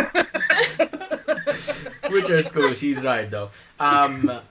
Clever and I, we've become good friends over the internet. We've never actually met in real life, but we've got a little bit of a history between us because he was such a cool guy, and back, like I think about a year or 2 years ago, he approached me for a collaboration, and honestly I was so stunned because I had honestly just started. I really didn't have anything to go on YouTube, but he actually reached out for me for a collaboration. We ended up doing a trio collaboration with Eli Braverman and myself and Skilltree, and we did the huge drinking mugs. They did juggling balls, which was a very cool take on how they actually went about making them. It was very interesting. It was called the Try Maker Tournament. Unfortunately, due to real life issues, we could not complete the tournament because sort of real life got in the way, but I'm sure that we can see it and revisit in the future. And Clever and I do chat occasionally every now and then. We do have a call every now and then on Discord, and it's always so refreshing to sort of see what his take on sort of certain problems that I have in making and that sort of thing. And it's like having another maker friend to bounce ideas off of. And one, a topic which we often talk about is Witcher School and how much he would like to join us. And I think that once COVID is actually behind us properly, he will actually be joining us for a round of Witcher School. So he may be in a group of ours as well. I have another friend who may be still online with us, Ray, who runs the Ray runs the Archery in Malta archery range. He's a friend of mine as well, a friend of the channel as well. We support each other a lot, cross post stuff that we do. So if you're ever in Malta and would like to have, shoot a few arrows, I've got you covered. I'll tell you where to go. But Ray also wants to join Witcher School with us. But it'll be a little bit funny because I'm quite a short guy and Melissa's about my height, maybe an inch or two taller than I am. But Ray is like a huge guy. He's this huge Scottish guy, and it would be really cool to see him swing like a two-handed sword in Witcher School. Reminds me a lot of Master Harlow in episode in season 4. Like the big story. Oh my god. So yes. Being a very bad influence in the chat. Okay, so Chris is being a very bad influence in chat by saying do it. Like Palpatine in the background. Do it. So yeah, Chris will yeah. Oh, sorry. I just wanted to add that Chris will also be delighted to just show around the city and to show you where the best food is. That is, yeah, definitely. Next time I go up for Witcher School, it won't be for a weekend. It will have to be what I planned last year, which is 2 weekends. I was going to actually go for 2 episodes, but at least 1 episode and a couple of days to actually see the city and that sort of thing. I say this with only the best intentions, and of course, Chris is such a good guy, though. I have to say, he's just one of the good guys out there on the internet. Just so wholesome. So let's have a look at what I've been up to while we've been chatting. Sorry? Yeah.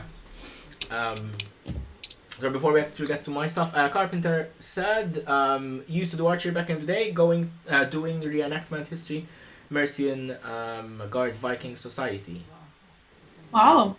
Pretty cool, actually. We do have some reenactment societies in Malta.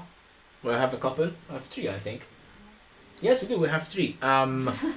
And they do actually host reenactments and that sort of thing very, very well, often in like old cities in Malta and that sort of thing. So it's really interesting to see and cool to see. And archery is becoming quite popular recently. That's really good. And it's also good for me because I usually, on a Saturday morning, I used to take my supplies and do leather working there on the range. I used to make quivers for people and arm guards and that sort of thing. In fact, I made quiver for myself and Trisha. And Trisha's quiver is up on a video on YouTube on my channel, so if you'd like to see how I made that, there's a video there. So yeah, so let's look at what I've been making recently. In the past hour or so. This is a very rudimentary take of what I want to make a Jedi Holocron look like. I can see sort of the concentric shapes, so, one in the middle of the other, and honestly, I'm not much of a fan of these longer struts over here, but they have to be there for printing integrity, because I don't want to glue a freestanding circle because I'll never center it, ever. So I'd rather have it there, and that will work. Now the idea is that this will have plexiglass or perspex, and the blue stuff will be panels of plexiglass, and they will be made to be frosted and opaque, but also dyed blue probably. So I'll have to see whether I can find a blue dye or something like that, where I run a few experiments and see how I can make it look a little bit more bluer. On the inside I'm going to have a circuit, probably, I'm not sure, probably an Arduino Nano with a NeoPixel ring, something of, let me show you, something of the sort. Is a very rudimentary circuit, which is basically a NeoPixel ring. Arduino Nano has a small brains of the whole circuit, and I can program it to do some flickers or pulsating lights and stuff like that, and I can have it show up as a blue light as well. So there's that.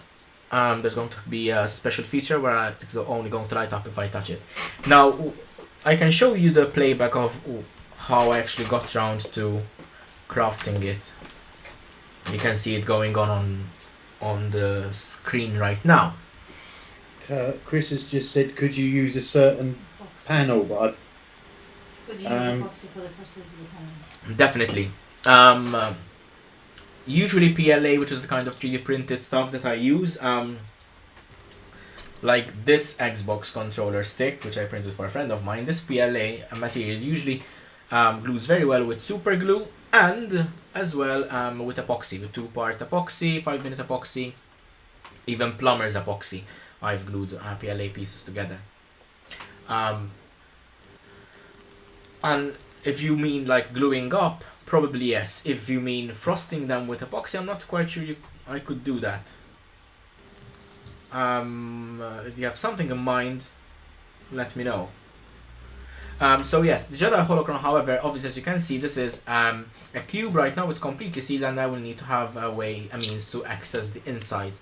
Probably what I'm going to do is have one side, the bottom, which is a flat panel, which is going to slide in like a drawer. Okay, and I'll be working on that in the next, for the next 30-45 minutes while we continue having a good chat. Hopefully with less controversial topics. No? Yes. So, first of all, I think this is one of the best live streams we've had since I started making them. I think we've had the best followings. So far we have 64 playbacks. We have 12 concurrent viewers right now, which is amazing. So it's really, really good. Thank you very much for everyone who's following and who's joining. So yeah, we'll see how it's looking. In terms of subscribers, we said that if we hit 500, we're going to give do a giveaway. We are currently at 374. So we're going up. We're going up slowly, but we're certainly making it. Let's see if we can get up to 3.8. If we get to 3.8, I think I'll show you something cool and I'll give it away as well. I'll tell you what, Kurt. If you get 380, I'll do a giveaway as well. Ooh, okay. So tell you what, I think it's best if people in chat started spreading the word about the live stream. I think the more people we are, the more people subscribe. Jason and I are going to do a giveaway anyway. I better go down me bargain bin. Hang on. I'll leave you to it. In the meantime. Yeah, I want you a minute. So, Evelina, what are you up to? Are you working on art today? I'm very I can't focus, but I'm trying to work on some art. I'm sorry. So my plan to do what I plan to do for today is not really working. So I'm doing something else right now, and I'm working on one of my portfolio pieces for my portfolio, and it's a digital illustration of, and it's a secret, but since I'm posting it soon on Facebook, I think it's fine. It's one of the characters from Witcher School. Ooh. And I just wanted to, I got so inspired by his character that I decided I'm gonna use him as to tell a little bit story.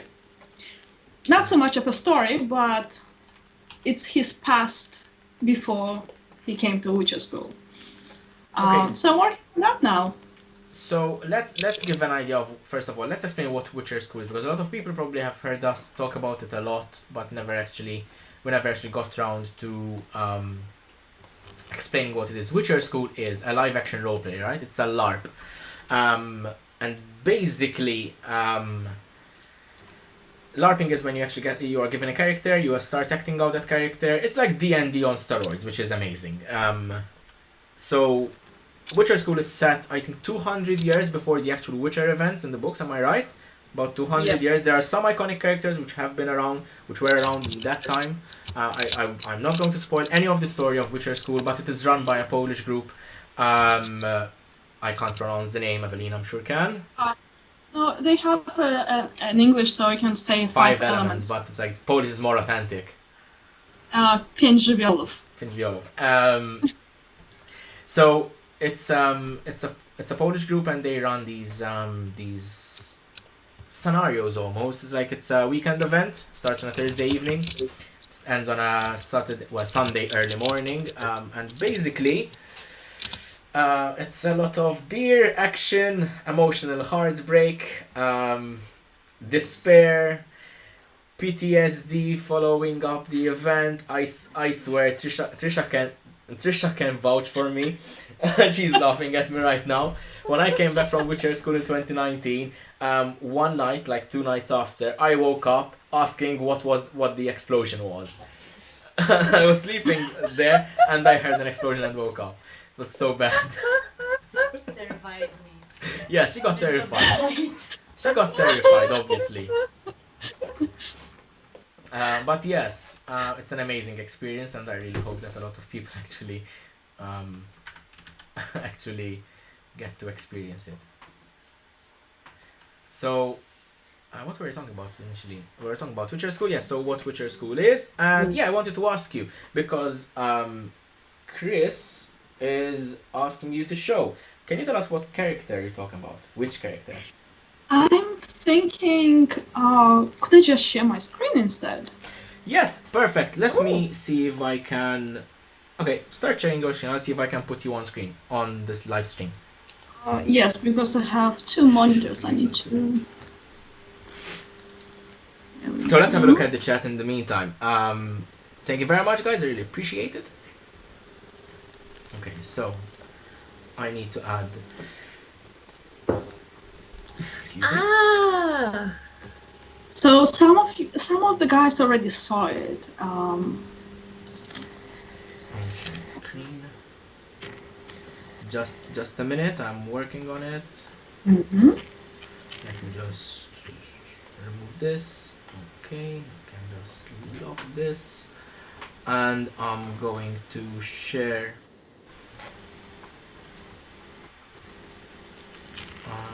There. Okay, so on stream now you should be seeing Evelina's sharing screen. I don't wait. Is that character who I think it is? Or is that just...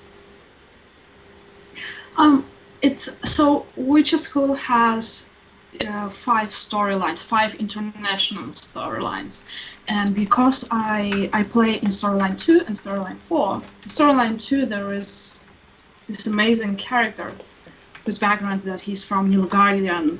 He was a Nilfgaardian officer. Okay. And he saw many battles, and he saw many friends die, and he just had enough of that, and well, he deserved it. And I just wanted to show kind of the moment of one of his last moments in Nilfgaardian army, where he's contemplating a little bit, and he's a little bit injured, and maybe thinking what to do next. What's his life gonna be, and just standing in this beautiful sunset. Okay. I'm not very good talking about my art. No, it's fine, but I mean, that is... How long have you been working on that? I've been working on that on and off. And when I just started, I was very excited. And then, because I had so many problems with anxiety, that anxiety was on, anxiety was off, and I had to just lay aside and do some other stuff. Okay. So I wasn't doing digital art for quite a while, for a few months now. So I'm coming back, and I would say I would need, in my spare time, working slowly, I would say 1-2 months. And that's not every day. I mean, That's not every day. you know what really always strikes me about your work? How... I mean, yes, it might be a little bit obvious to art people out there, but how you manage to make digital art look like traditional. It's so amazing the way you manage to do it. I mean, if you were to show that to me in real life, if you were to print it and show it, you know, I would have a very hard time identifying that it came from a digital source. It's just you managed to do it flawlessly. Thanks for sharing. A lot of people are actually quite interested in that. So yes, definitely, if you want something like this made for you, make sure to go follow Evelina and ask her for a commission. Or something traditionally on paper with watercolor or ink. You use gouache as well, right? I use gouache as well. I use acrylics.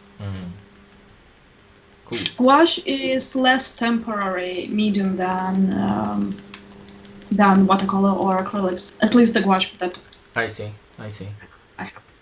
Fair enough. Thank you very much for sharing. Thank you. Let's go back. So, let's try to go back to Fusion 360 in a second. So yeah, I mean, I'm not artistic in that regard at all, but I do appreciate artists. You know, I do appreciate like your work, and that sort of thing is just amazing. Honestly, I've always been very. I mean, I've always said so. So I've always said so. Anyway, thanks, mate.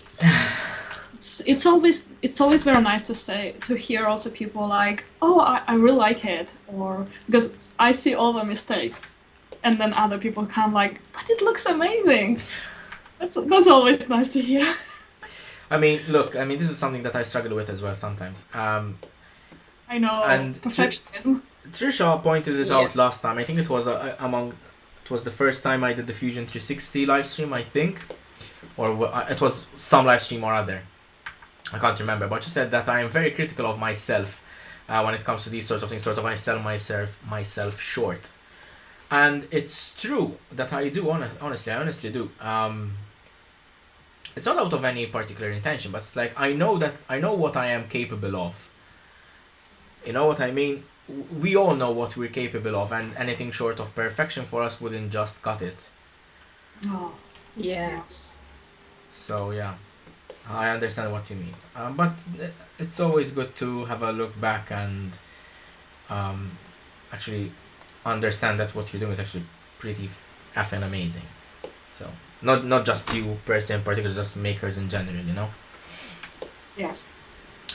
What about you, Mel? What plans have you got this year? I know that you did a video that said you really wish to do more sewing projects, of course, right? Mm-hmm. Any particular Yeah. sewing projects?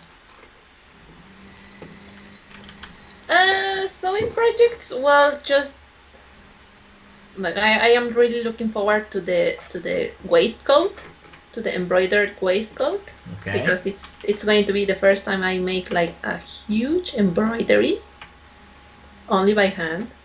It's going to be very, very detailed. So I look forward to that one, and I also look forward to the gambeson. The gambeson. Yeah, I've been planning and testing and making little bits of stuff so that I can make. Hopefully this year the gambeson, Okay. which is a type of armor. Yes. Gambeson, for those of you who are not aware, is a padded armor. It's like a quilted jacket that actually goes. Don't what? Yeah, for those of you who aren't nerds. Yeah, the gambeson is a quilted jacket that goes underneath like chainmail or you know, armor, that sort of thing. It's very common in Witcher School, especially because it's like the most easily accessible piece of armor. So like gambesons are very common. So what are you going to make your gambeson out of, or is it just, or is it still in the research phase? No, I have the idea. I'm going to use cotton, linen, and wool. Wool, cotton, linen, and wool. Okay, Wool. fair enough. Yeah. I think that's the most From- common. That's the most common material to make gambesons out of, right? Yeah, exactly. And I think I'm done with the research, but now I need to make it. Yeah, fair enough. Okay. Jason has gone off to his Narnia land, as I call it. This is this amazing place where he keeps all the goodies. Let's have a quick look at the chat. This is a nice stream setup. You should D&D. This is me selfishly wanting to enjoy more D&D in my life. You know how many times I've had to stop myself from stopping the train of thought. And if I do have a D&D stream, Clever, you're definitely going to be on it. Okay? Definitely. In for a treat. He's a very good DM. Oh, thank you very much. Very, very I'm flattered now. And not because it's like him or whatever, but he gets into it and says doing all of the voices and it's very nice. The Patreon link in Thank you very much, Chris. I'll get right onto it. It shouldn't be broken. It should be working just fine. Let's continue having a look. That's a bit... Kurt, Ooh, okay. You're right. Yeah. Yeah? how about, have you ever tried not D&D, but for example like Call of Cthulhu or something? We've Yeah. played... what was the game that we used to play? Mansions of Madness. We've played... It's not really RPG in the same sense though, because you don't really act out the characters. And D&D, I think, is the thing that I have most experience in though. Yeah. Bianca's. Right. Sorry, go Well, ahead. if you ever want to set Call of Cthulhu game, I may want to try it, Ooh. but not on stream. Is Not this for the first time. One of the people is Bianca's leaving. is this where like this stream devolves from crafting and ends up being a gaming stream? Because Might be. I'm completely down for it. So wait, Bianca got to go. I had a blast listening to you all. Thanks for having. Thank you very much, Bianca, for joining us. It was really cool to have you here. And take care. Have a good evening. Let's continue having a look at the comments. I'm trying to keep up with everything. You guys keep giving stuff away like you do. You'll have nothing left.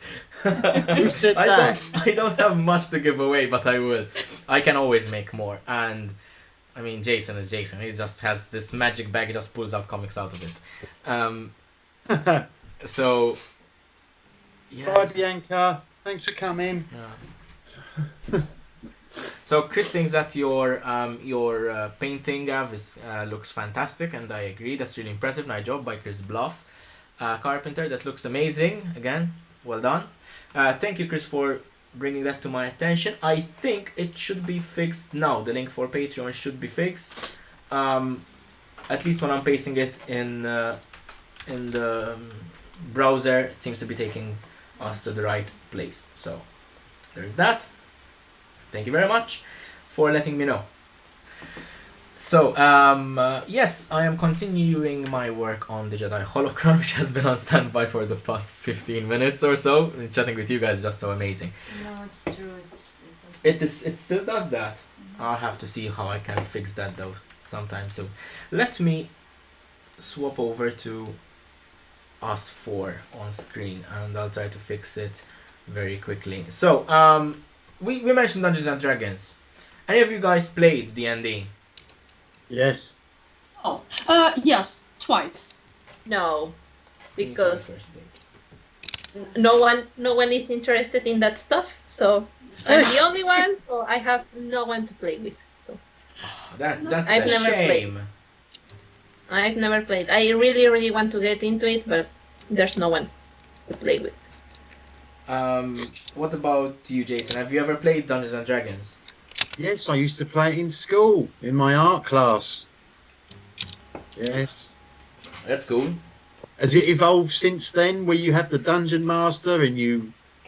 Now, we still have a Dungeon Master, but I don't want to be rude and ask you what edition you played. Was it still called D&D or was it? It was called D&D. Ah, you're young at yes. heart, man. That's what I think. Yes. You're young at heart, and that's fine. I used to be a paladin. a Thank you. paladin. Ah, That's cool. I like a warlock myself. I used to play in. I think we used to be like 6 players or 7 players and the DM. About 2 or 3 years ago, I used to play a warlock. Well, not now. I don't really do it anymore. It's on hold at the moment. But I used to run my own games with Trisha, her brother, her brother's wife, and a friend of theirs, and I used to run my own homebrew campaign and my own homebrew world and everything, and used to quite enjoy it. I used to enjoy it a lot. Maps. And I really want to. Figurines and, Excuse me. maps and figurines. Yeah, with maps and 3D printed figures and everything. I don't have my 3D printed figures here, but I can probably show you the map on screen, which is a ridiculous map. It's stupid. My dear friend, when we used to play, we were lucky if we had dice. No, I made sure to. Yeah, I made sure to have everything stocked up.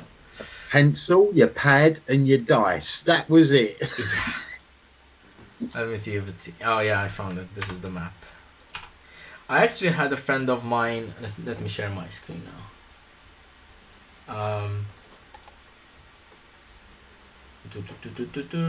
Where is it? Oh yeah. I had a person, like I think it was an Australian map maker, who made this for me. I had to make this for me. It's a very stupid structure and it doesn't make geographical or geological sense, but sort of fits in the narrative of the story, which they still don't know why it fits, so I'm not going to spoil anything. So yeah, I mean, this is my homebrew campaign. So my homebrew map, and I've got like a bit of description here, blah blah blah. I'll share this someday with anyone who would like to have a look. But I'm going back to the original thing that sort of pushed us on this. I really want to get a D&D group running. I really miss DMing for D&D. I don't miss the stress and the hassle that comes with organizing the games and the sleepless nights coming up with background stories and like I swear, man, at one point I spent at least 5 nights sleeping only 2 hours a night to create this convoluted campaign which was supposed to last 6 months. They cleared it in 6 hours. And I was like... And that is when I said... that is when I said I'm actually going to start improvising properly in this game. So yeah, so yeah, It's a very fun 6 hours. it was a very fun 6 hours, but still. Germany has their own fantasy. Sorry, I think I'm skipping some comments. Never played D&D, but it wasn't. Never played D&D, but always wanted to. Never found a group near me. Chris, usually comic stores are the best place to get started, or if you'd like to have a go online, Roll20, as Clever mentioned later on. Roll20 is a brilliant platform to get started on. I think the best thing to do is try to gather a group of friends who are, especially if you are new to Dungeons and Dragons, gather a group of friends who are also new so you can start learning it together. That's not to say that you can't find an experienced group, and they will most probably take you, because Dungeons and Dragons Paradise is usually very accommodating, very nice and welcoming. But I think starting with a new group of people is always a good thing, so that you learn it together. Germany has their own fantasy PNP settings, so there's 50-50 chance for every German kid to start with that instead of D&D. Fair enough. Clever says, it's your duty to give your friend someone to play with, fire up Roll20 and get this party started.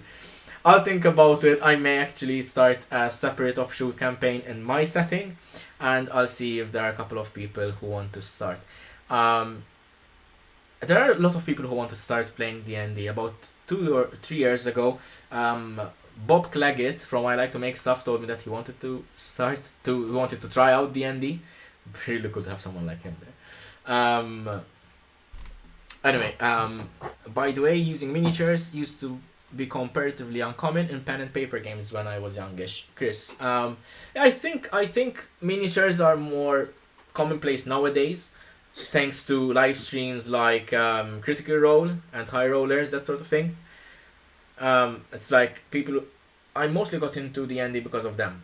And sort of other people like me think that miniatures are a staple of Dungeons and Dragons, which is not the case. Theater of the Mind, I think, should be the staple of Dungeons and Dragons. Like, if the imagination should come first and foremost, in my opinion. But nothing wrong with using miniatures. Thank you, very kind, Christian. He loves the map. Nothing like a good map. And I do have a lot of different maps for the different locales. Perhaps I'll show one day. We are on 4 years in my current campaign, says Clever. Some campaigns can take so long, and that is like the beauty of it, because you can see the arcs developing and character development going on. So, Jason, I see that you've raised your hand. Are you being a good schoolboy? I would just like to say, if Chris wants to post in the group about if he wants anyone local to him, because he's in the UK, I'm sure you'll get some takers. Yeah, definitely. I think that you should do one, but base it on superheroes. Oh, God. I always wanted to do a futuristic...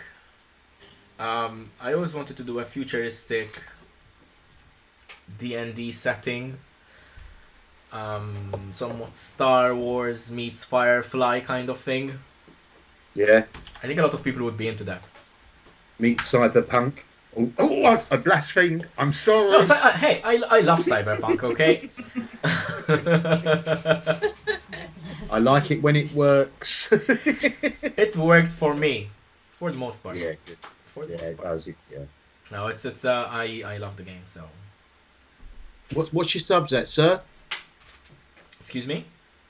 Your subs. What are they at the moment? Oh, let's have a look. We have a new subscriber. Cool, we are at 377. We're 3 away from a giveaway. Ooh, it's a Star Wars giveaway. Ooh, it's a Mandalorian giveaway. It's the good kind of Star Wars giveaway. This is mine. And I'll give it away if you get 380. That is... I'm coming to get it, whether you like it or not. I then post it to Melissa. She's still waiting on a child. Yeah. Evelina's going to just drop off the live stream just so she can be part of the draw.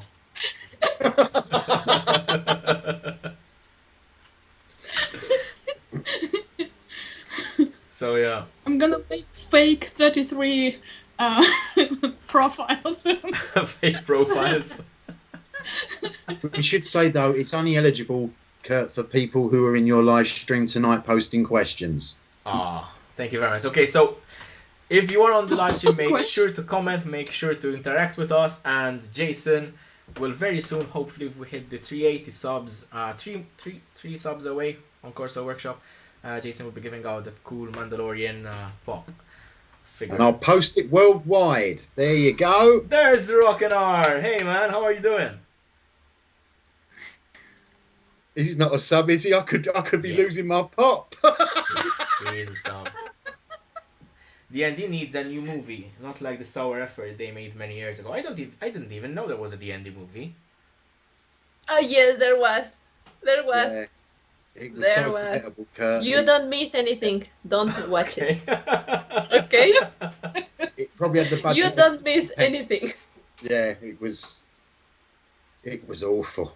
How come? I mean, what Yeah. was wrong with it? Was it like acting? What was wrong with it? Acting, story, everything. Everything. Pretty much. It's like someone had the brainwave. Let's make a Dungeons and Dragons movie, but we've got no idea what it's about, and we haven't got a budget. There you go. So basically, whenever you get a commission, that sort of thing. Perfect. So Rockin says there were several. They were all crap. Speaking of crap movies, there was a crap movie which I really enjoyed some time ago, and that was based on Warhammer 40k. I don't know if you've ever seen it. I think I can't No. remember where I watched it. Definitely online, but it was a Space Marine based 40k movie. I'd have Marlon Wayans playing a halfling thief. You say about that. Have you seen that CGI Warhammer movie that's on YouTube? That's about 6 episodes and they're like 3 or 4 minutes long. No, I but can't- I'm interested now. I have to. Oh, I can't think of the name of it. Someone in the group might know. What's it called? Name the classes of the Of what? name the classes of the Space Marines. There's What? certain The different classes. You mean the chapters, yeah. like Ultramarines and that sort of thing? Yes, it wasn't Ultramarines. It was another one. I don't know. Salamanders, Iron Fists. Were they That good guys or could be bad it. guys? They were in white armor. White Scars? Let's see if I don't want to lose. They were in white armor. I can't I'll remember. post you the link when oh. That's it. So- No.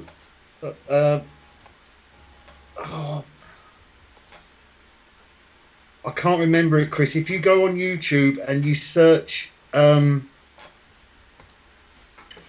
Warhammer fan movie, I think it's Is it Space Wolves? Space Wolves, Crimson Fist, someone's asking Blood Angels, Ultramarines, Dark Angels. no, it's just one word in the title. So it had Warhammer. Okay, now I have to look it up. Yeah. Is it a series on YouTube? Yes, but it's about five episodes. Only 3 minutes long. Each one. Astartes. That's the one. Yeah, but Astartes means like the Adeptus Astartes is Space Marines, like what they refer to. Oh, sorry. Oh, so it's fine. Yeah, definitely. I'll definitely have a look. I'll leave this tab open so I can have a look. It's amazing. Hey, Jeff Goguen. Hey, Kurt Clever sent me. Nice model. Thank you very much, Jeff. Hi, nice to see you here. Hi, Nice to Jeff. have you. And thank you. Hello. And thank you. And thank you, Clever, of course, yeah. Thank you, Trisha. I want to add something She about... makes sure that I behave. There was something that reminded me when you guys started talking about D&D movies. And if somebody is into books, into reading books, and is also a fan maybe of Harry Potter, so imagine a book, a novel, D&D, a little bit of mash with Harry Potter. Yeah? And I really liked it. Give me a second.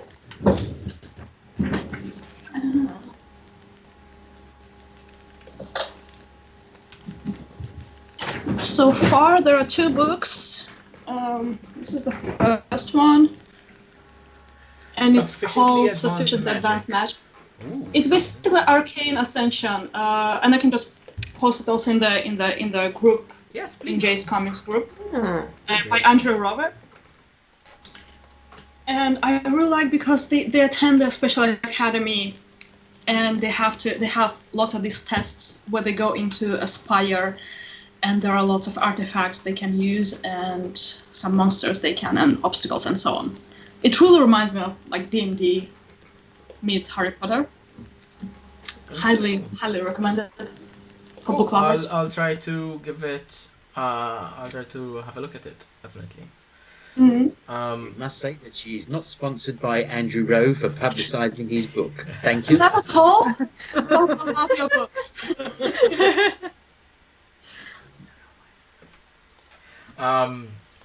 Speaking of books, what are your favorite books, Mel? Let's start with Mel. Oh no, you cannot ask me that. I can and I have. So yeah, I mean, is there like a favorite book or favorite series of books? Yeah, definitely one of those is the Witcher series. Okay. Of course, that is one. But there is also one. It is not very known. It is not very famous, but it is a very good series. It is called the Night Runner. The Night Runner series. They seem familiar, but I don't think I've ever heard of them. From Lynn Flueling.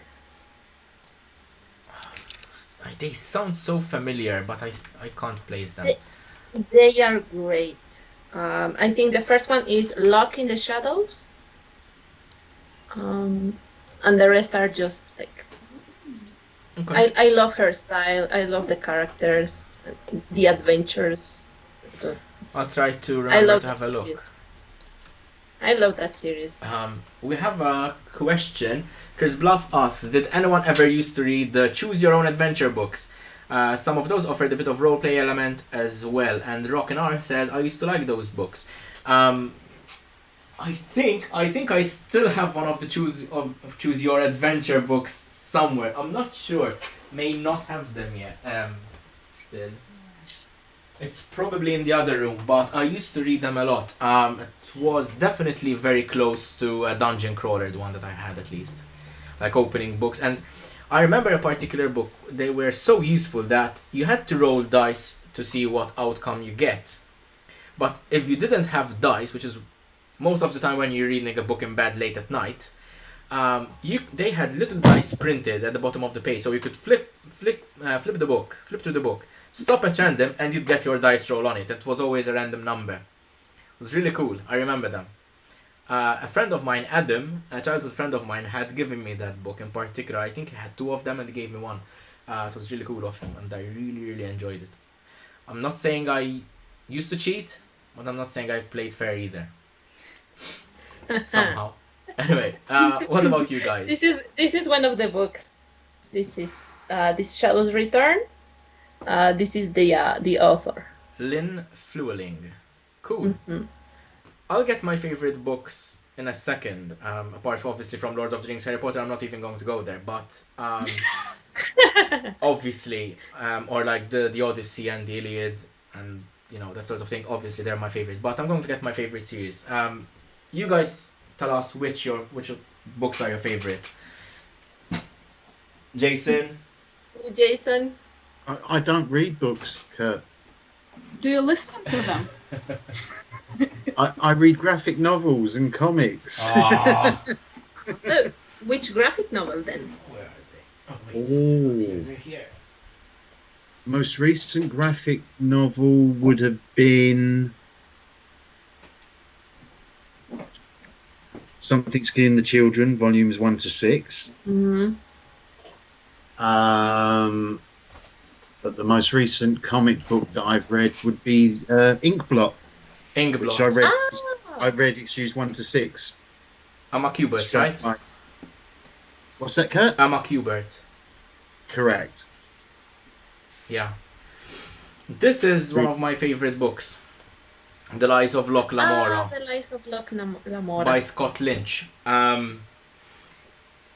I got it's always a funny story with these sorts of things. This was a book that was given to my father by a hotel guest. My father used to work as a head chef in a hotel, and he always makes friends with like guests and that sort of thing, obviously. And one of the guests had gotten this book but couldn't take it back with them for some reason, and he gave it to me. And this is one of my favorite books. It's part of a series called The Gentleman Bastards. And I think right now we are waiting for book 4 for the past 10 years or so. But anyway. Oh no. Like Game of Thrones, It's horrible people when think that they have happens. it hard. I mean, come on, guys, get some perspective. Yes. Yeah. Brandon Sanderson writes some pretty great stories. I'm not familiar with Brandon Sanderson, I'll be honest. One time we were camping without our dice. This is Jeff commenting. One time we were camping without our dice. I can't fathom how we forgot them. But we did a deck of cards. We used it for die rolls and played D&D. That is amazing. I know that a lot of board games nowadays use card systems instead of dice, which is very cool because I think cards tend to get lost a lot less than dice. Big fan of Mistborn and Way of Kings. Stormlight Archives, I mean. Way of Kings is book 1. These are all going on my list. I have a question. Please. I have a question to Skill Trade. Because I'm now Mistborn book. Oh, which one is it? Oh, I really like the first book. That's definitely my favorite one. How did you feel about the second one? I just like quickly. Did you feel like it lost its kind of shimmer from the first one or not? Or was it just as good as the first one? Because I'm really interested. Mistborn, I think it's amazing concept. It's definitely should be on your list, Kurt.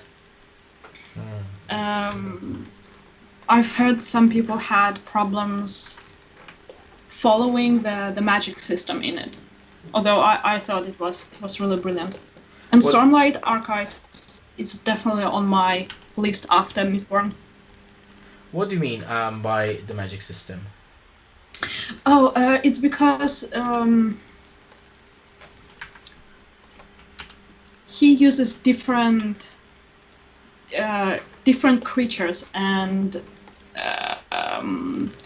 different people, and how they can use magic elementals or fantasy elements.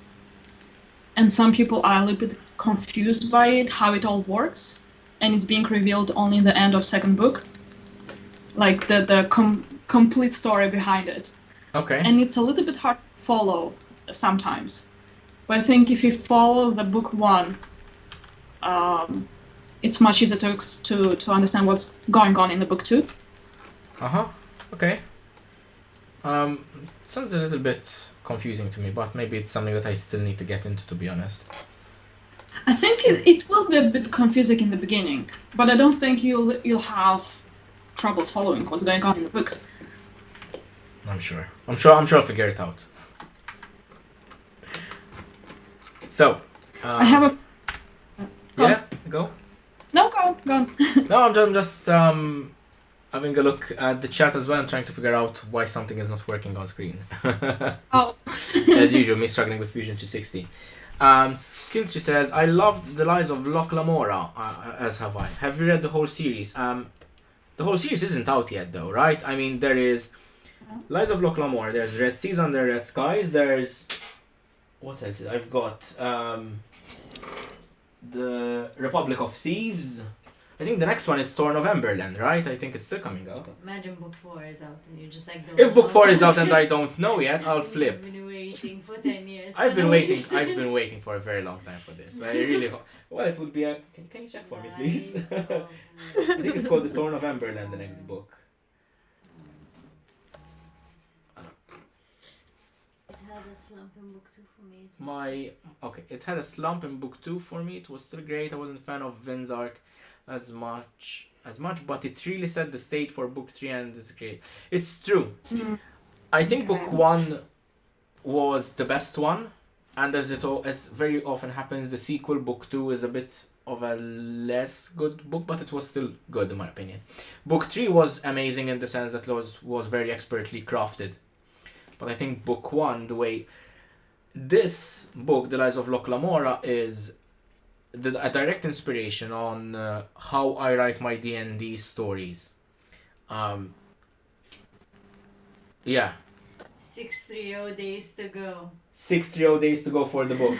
Okay, you've got 600. But you can pre-order it if you Perfect. I have 630 days to wait for the book. But The Lies of Locke Lamora, without actually spoiling any of the story, is a book which is written in both the past and the present, in the sense that it starts with the past and then jumps to the present. It has a bit of the story, then it goes back to a flashback in the past, and it keeps going back and forth. And the way it does that, it sets it up in a way that the story evolves without being too Deus Ex Machina. Because something that has happened in the past will have an effect in the present. You know? It's that sort of thing. And it's slowly explained without revealing like everything in a prequel. And it's very, very well written. I really love it. And it's the same technique that I used to write all my D&D stories. Which is why I never...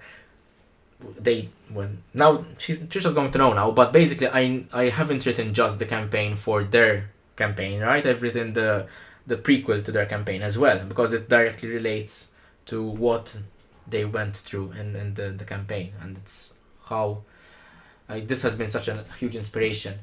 Jeff says, I haven't had much time to read the last few years, sadly, but I always liked R.A. Salvatore, Demon Wars, the Clerics Quintet, and of course the Drizzt novels.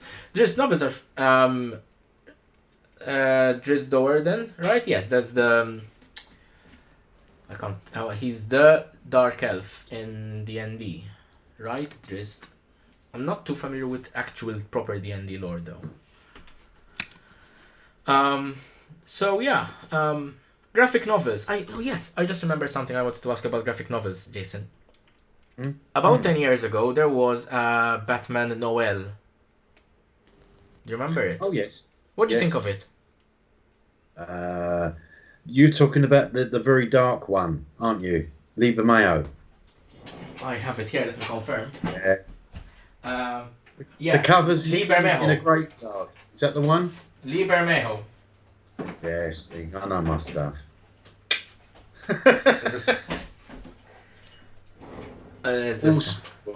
It's an awesome book. It's the artwork in that is just phenomenal. It is, isn't it?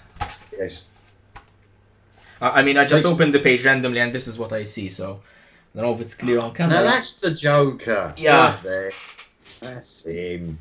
I like the way they took a nice Christmas story and just flipped it.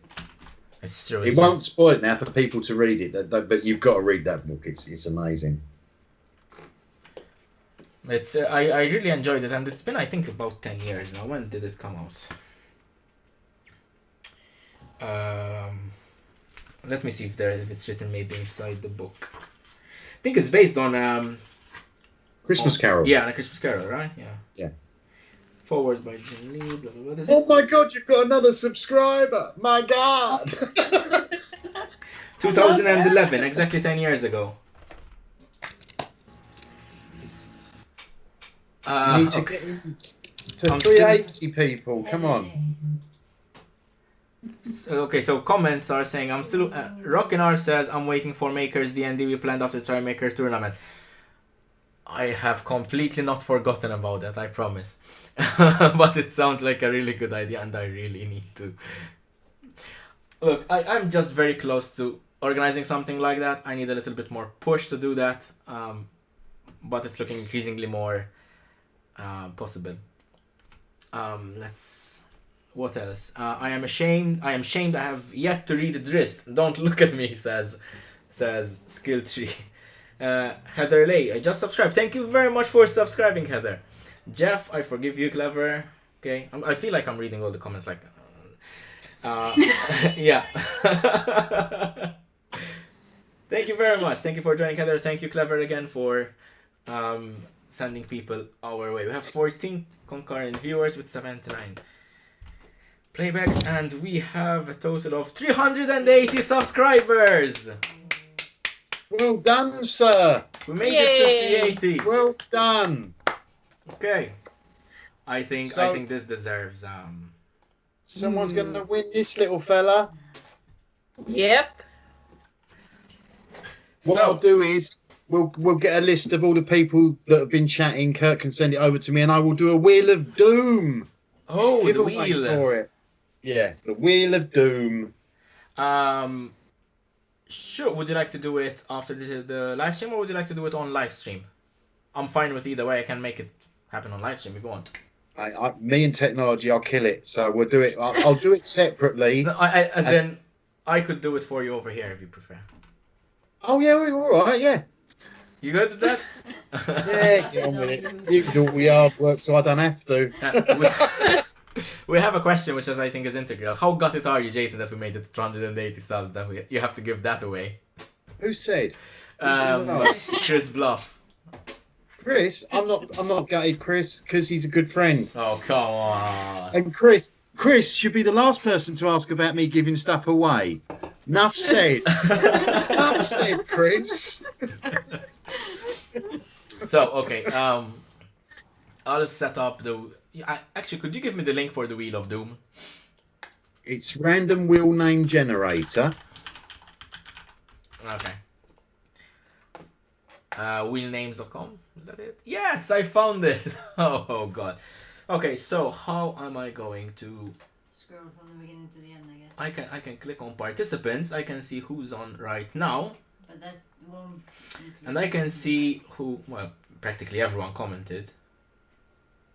I can tell you there. We can see. So we have. Hang on. Yeah. Hang on. Have you got someone who subscribed to you with 2 different accounts? Really? That counts in my book. Oh, that's so That bad. name on here. Cat, if that's you. Oh, you're welcome, Chris. I know you're only joking, mate.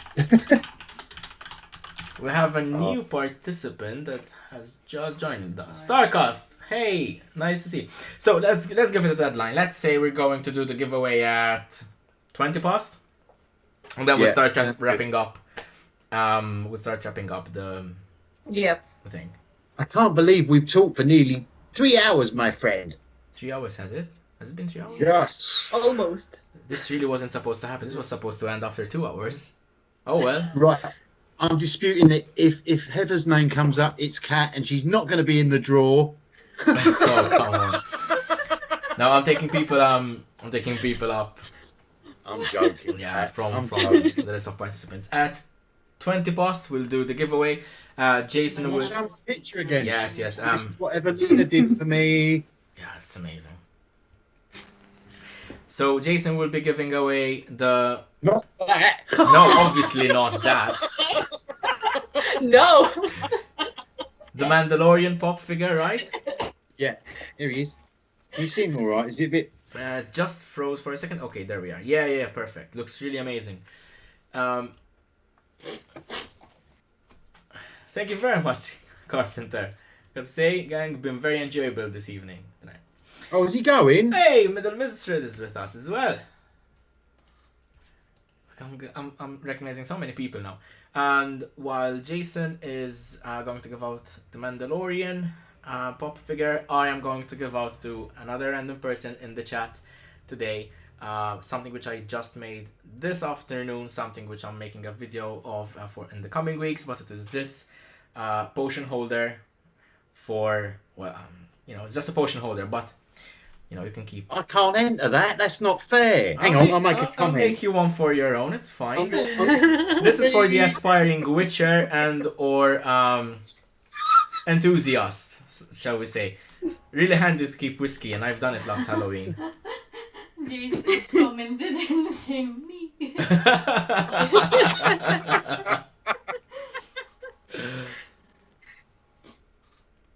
That's really. How long did it take you to make that one, Kurt? This one, how long did it take me? Maybe 2 hours, but honestly, it took me about 30 minutes to come up with the template. And I'll be giving away the template for free on on my when the video comes out as well.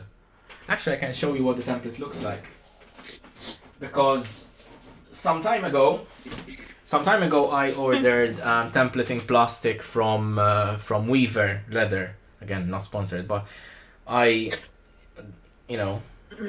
made these basically are plastic, which means I can replicate it on leather multiple times. So if I need to make more for more people, I can do so very quickly. But that resulted in this. It's made of 2 different leathers. It's got a thicker backplate, a much thinner strap on the front. It's dyed brown and black. I don't know if it's very clear on camera, but brown and black outline and black strap with rivets. Chris says armor in both, definitely. For those of you who are not familiar, armor is this Polish cure-all, right? They use it for everything. If you've got a headache or a fever, or if you cut off your hand on a bandsaw, they just give you armor and it's fine. It's this very strong herbal tonic with like mint and that sort of thing, and they always sort of give it to you at Witcher School as a prank to start off with, like, here, have some armor, it's a really good drink, and you feel your sinuses opening up, it's like you've breathed in pepper or something. Oh yeah. But yes, armor in both, and armor is a potion that we use in Witcher School. So yes, actually I used this in last Halloween, to carry some whiskey in it, pretending it was potions. Yeah, Chris said you've got whiskey in one and sanitizer in the other. Try not to mix them up. Yeah. Try not to mix them up. We joked about it yesterday. When it's a little bit of a tradition between the 4 of us, that every once in a while we get a bit of a drink and we celebrate a little bit between ourselves and have a bit of a laugh. And Jason was out of any sort of drink. We asked if we had sanitizer at home to mix with like soft drinks. Yeah.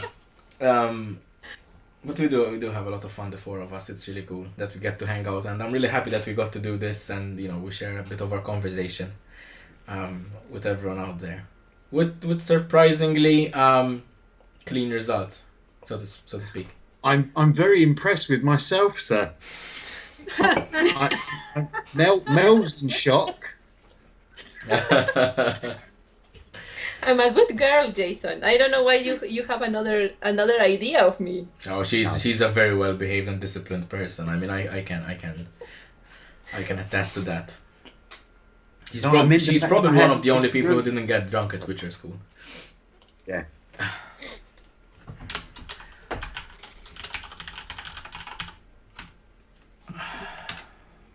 Yeah, so what you want to do with the wheel, Kurt, you can have it so when it spins, it takes one name off until you with one. I think I'm going to just give it a roll, and whoever comes up wins. Oh, we're going straight for the winner. Yeah, because we need to do it twice. So we'll do the draw in 6 minutes. Okay, we'll have the Mandalorian pop figure and this. Skilltree says that he needs to up the template game. I understand templates is not something that I do a lot of, because all of my projects almost seem to be like a one-off thing that it doesn't justify a template, or perhaps they need measurements, like differing measurements, like if I'm making a belt or a bracer, it's always a different measurement, for archery. But I do have templates for quivers, because those usually are about the same size. So templates is something which is very useful to do. This will be the first template which I convert to PDF, so we'll see how that goes in a few weeks' time, after I hopefully edit the video. So yeah. What else? Christian says armor can be both a drink and a hand sanitizer. True. Can also be drain pipe cleaner. Can be drain pipe cleaner. It can be everything. So make sure to comment in the chat, ask questions, interact with us, so you'll be in the draw. So far we have, let's see. We have, sorry, Trish? Possibly. No, just a second. Let me see.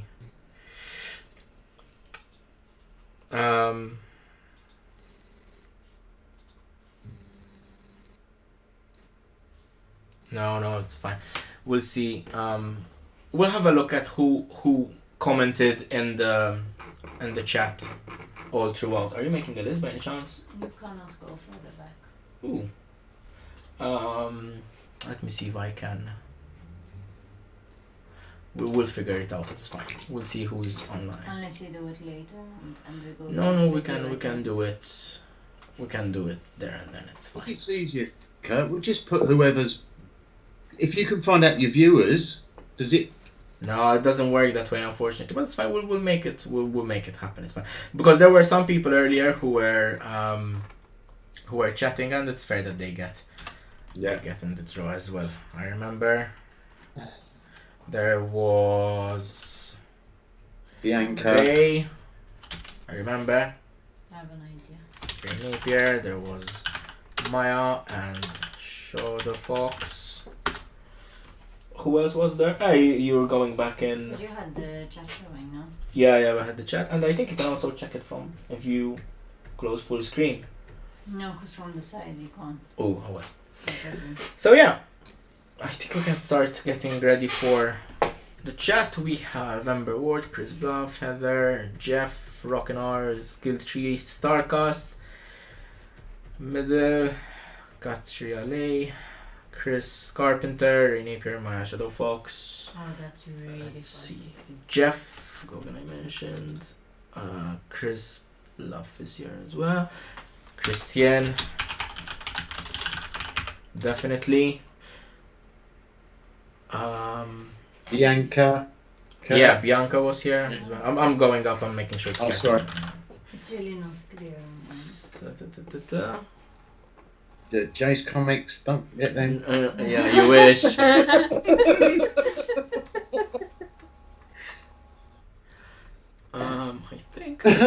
think that's everyone, to be honest. It's definitely not going to be the last giveaway we do.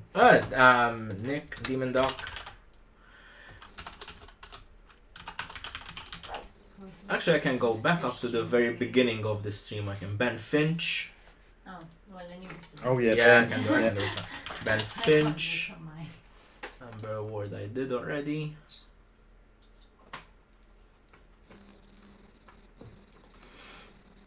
Yeah, that's everyone. We got everyone. Skilter said you can exclude me, I will just make you collaborate with me. Aw, such a good guy.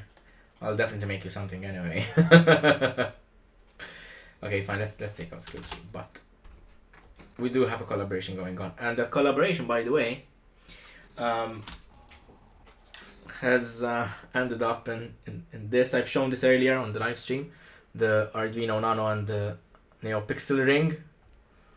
And I wish I can actually show you on camera what it does. I've showed you guys already, but I don't think I've shown anyone else. Make sure it don't start smoking.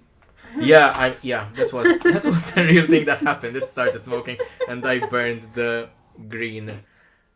But as you can see, it lights up. It should be random, unless I fried it already. Oh no, it's not. It's working. Ah, there it is. Yeah, it flickers, and that's all I'm going to say. So. Oh come on, no, I can't take any more people. It's fine. I'll let's see who's on.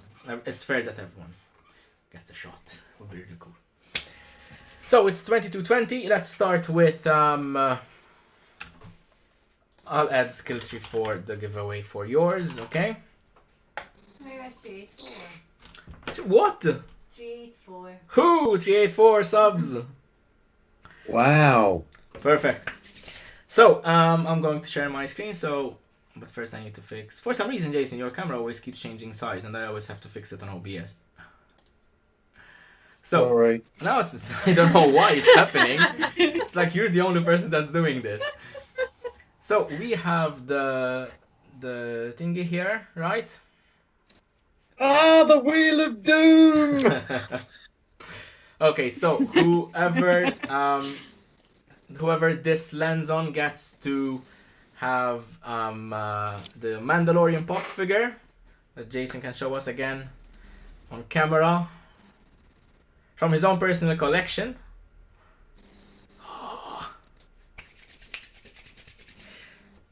Cool, let's go. Ready?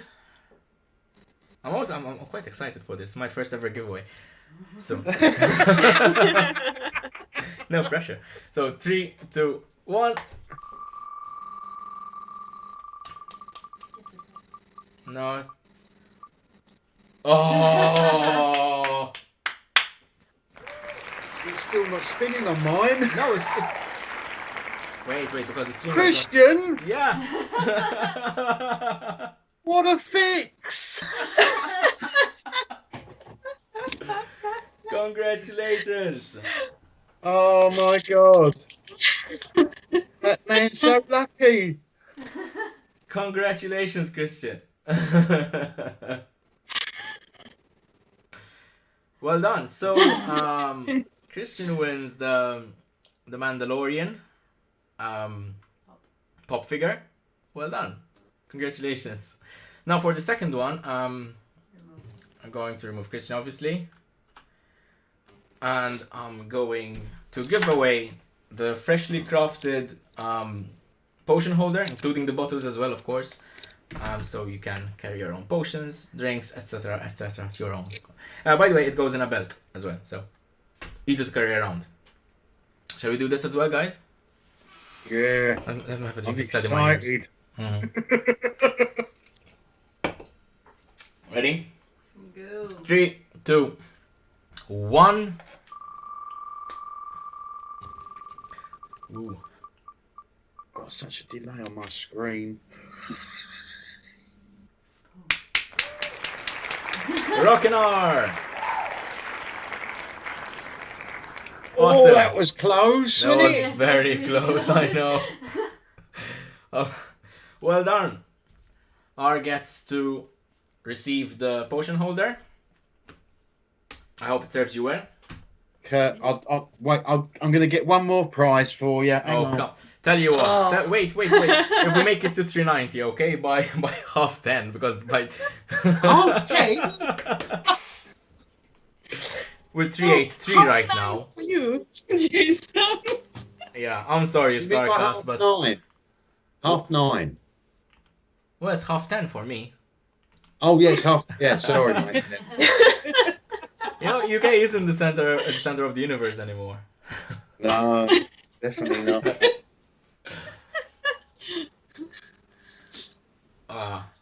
It was the appreciation shown to this thing that did this. Well, this was such an amazing evening. I had so much fun. Have you still got the Wheel of Gloom up, Kurt? Excuse me? Have you still got the Wheel of Gloom set up? Yeah. I'm going to get one more prize because it's been great. Hang on. Oh, okay. Jeez, I'm telling you, he's like Father Christmas. Getting out stuff.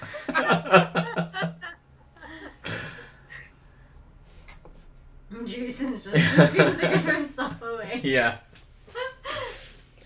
Yeah. This is so... It was an amazing night, man.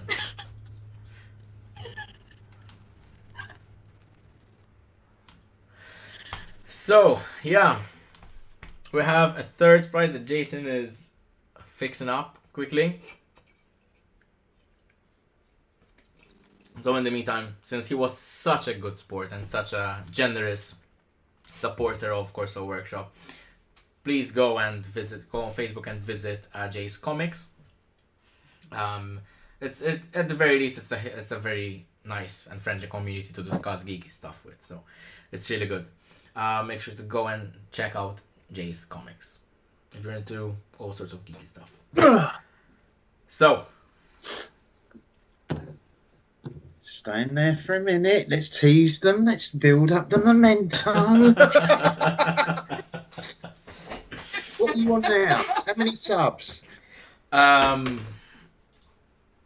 We are at 383 at the moment. Get to 385. I'll give you this. Right. This is another one of mine. Okay, 2 more subs. Oh, the John Wick one. Oh. Why are you giving with?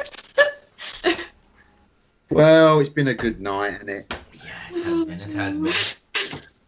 Look, I'm in a good mood today because I had something come through the post, and I can't show you yet because I'm doing it as an unboxing on my channel. Oh. Oh, awesome. But it's nice. So I'm happy. So, yeah, I'm aiming to finish the stream in like 4 or 5 minutes, but yeah. Do it now, Kurt. Just do it now. You sure? Do it. No, come on, can wait a few more minutes. It's fine. It's fun anyway. Let me just give a recap of what I'm trying to do in Fusion 360 in the meantime.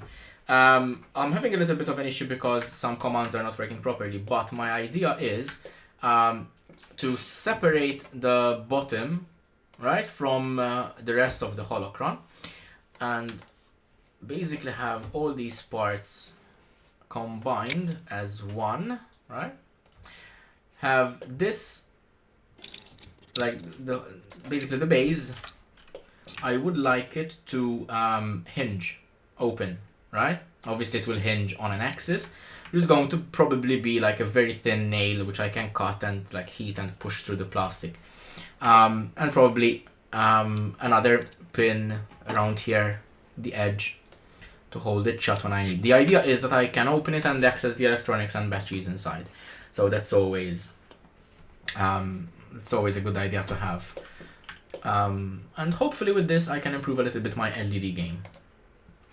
So yeah, I still have no idea if this is going to print nicely at all. On a 3D printer I'm going to be 3D printing this, but we'll see. Yeah? Looks good. Cheers, thank you. Oh, I'm being told we are going up. 384 now. One more. Oh my god. This is ridiculous, man. This is so insane. We should do this every night. My heart can't take this. Jason, Can't take this. my Photoshop couldn't keep up with you. It crashed. Too many giveaways. So before we conclude and before we do the final giveaway, I just really want to say a huge thank you to everyone who joined on the live stream, and the one who chatted, who subscribed tonight, and the one who joined Jay's Comics from this following onto yours. It's really good to see such great communities come together. Also, I would like to really thank you three for joining me for this live stream. Jason, Evelina, Melisa, all three of you, such good friends of mine, and I really enjoy just having a video chat with you guys usually. It's been even more special having you online with me, as I worked a little bit, as we chatted a little bit, and as we, went through the evening like we usually do. So thank you very much for joining me. And a special thank you to Jason as well for giving out, being Santa, for giving away such cool prizes as well. I really, really appreciate it. That's all right, mate. Yeah. Anytime. So, Rockin says that this is the first time ever won anything on YouTube. Well, there's a first time for everything, certainly. I'm really glad that you were one of the people who won this, so cool. Well done, sir. Yeah. So, I think it's 22:29 on my time over here. We are... What? It's showing 384 on mine. Trisha's saying 386. Shut the noise. Hey, we made it. It's true. It's true. See, keep going, Kurt. Keep going to 390. If you get to 390, you get that. Hang on. Hang on. Do we have to host an intervention for you or something? Like, We love you, Jason, but you don't need to give out all these stuff. I love you without giving us stuff. Just kick him out. Just kick him out of the video right now. Thank you very much, Kat. Yeah, you just can't stop him, man. I mean, once he starts pulling, like, he's like a magician with a hat. Once he starts pulling rabbits out of it, never stops. Rabbits never stop coming out. Oh my god, man, this is so amazing. We're going overtime on this. Yeah. 387. This is unbelievable.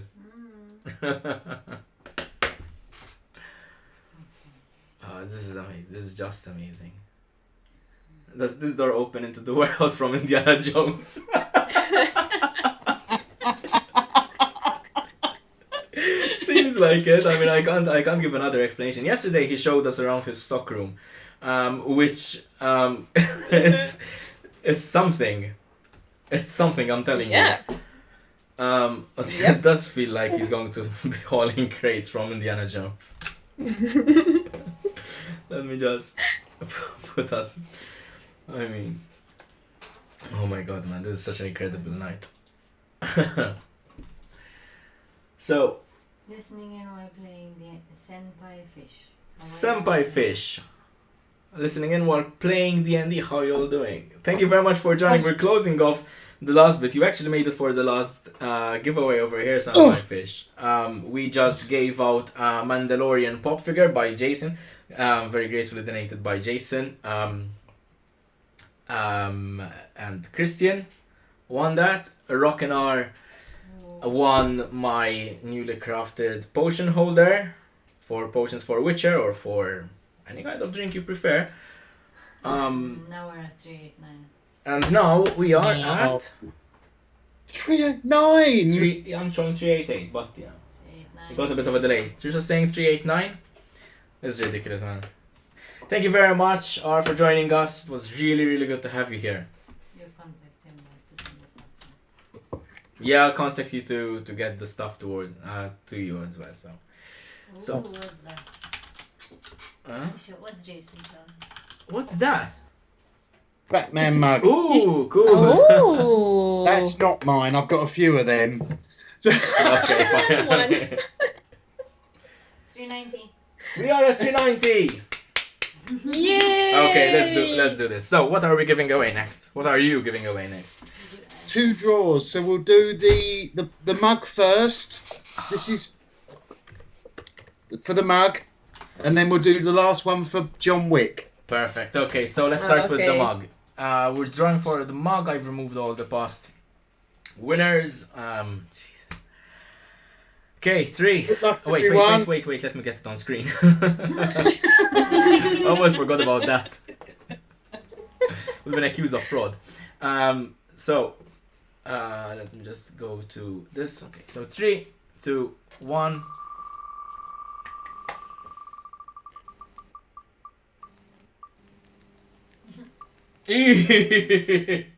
Nice one, Jeff won. Jeff Goguen. Oh, Jeff. I hope I'm pronouncing it correctly. Yeah, I think so. Jeff, well done. Congratulations. You won the Batman mug, am I right? Very nice. Correct. I'm actually Yep. quite jealous. That looks really, really cool. But the good news is that the odds now of getting the John Wick pop for everyone else is going up. So Yeah. Whew, okay, so I'm so Chris excited. just said. Chris Carpenter just posted. He must need the room. Got too much stuff. We're up to 391. Oh my god. Oh, we're almost at 400. I can't believe this. No, Jason. No. That's enough. Thank you. Next time. Next time, yeah. Okay, so shall we do the last draw? Yes. Up to you, mate. Yes, I removed whoever won so far. Obviously in the pot are also the people who joined us earlier in the chat, who commented and interacted with us. I know that they are subscribers of the channels as well, so let's roll one last time.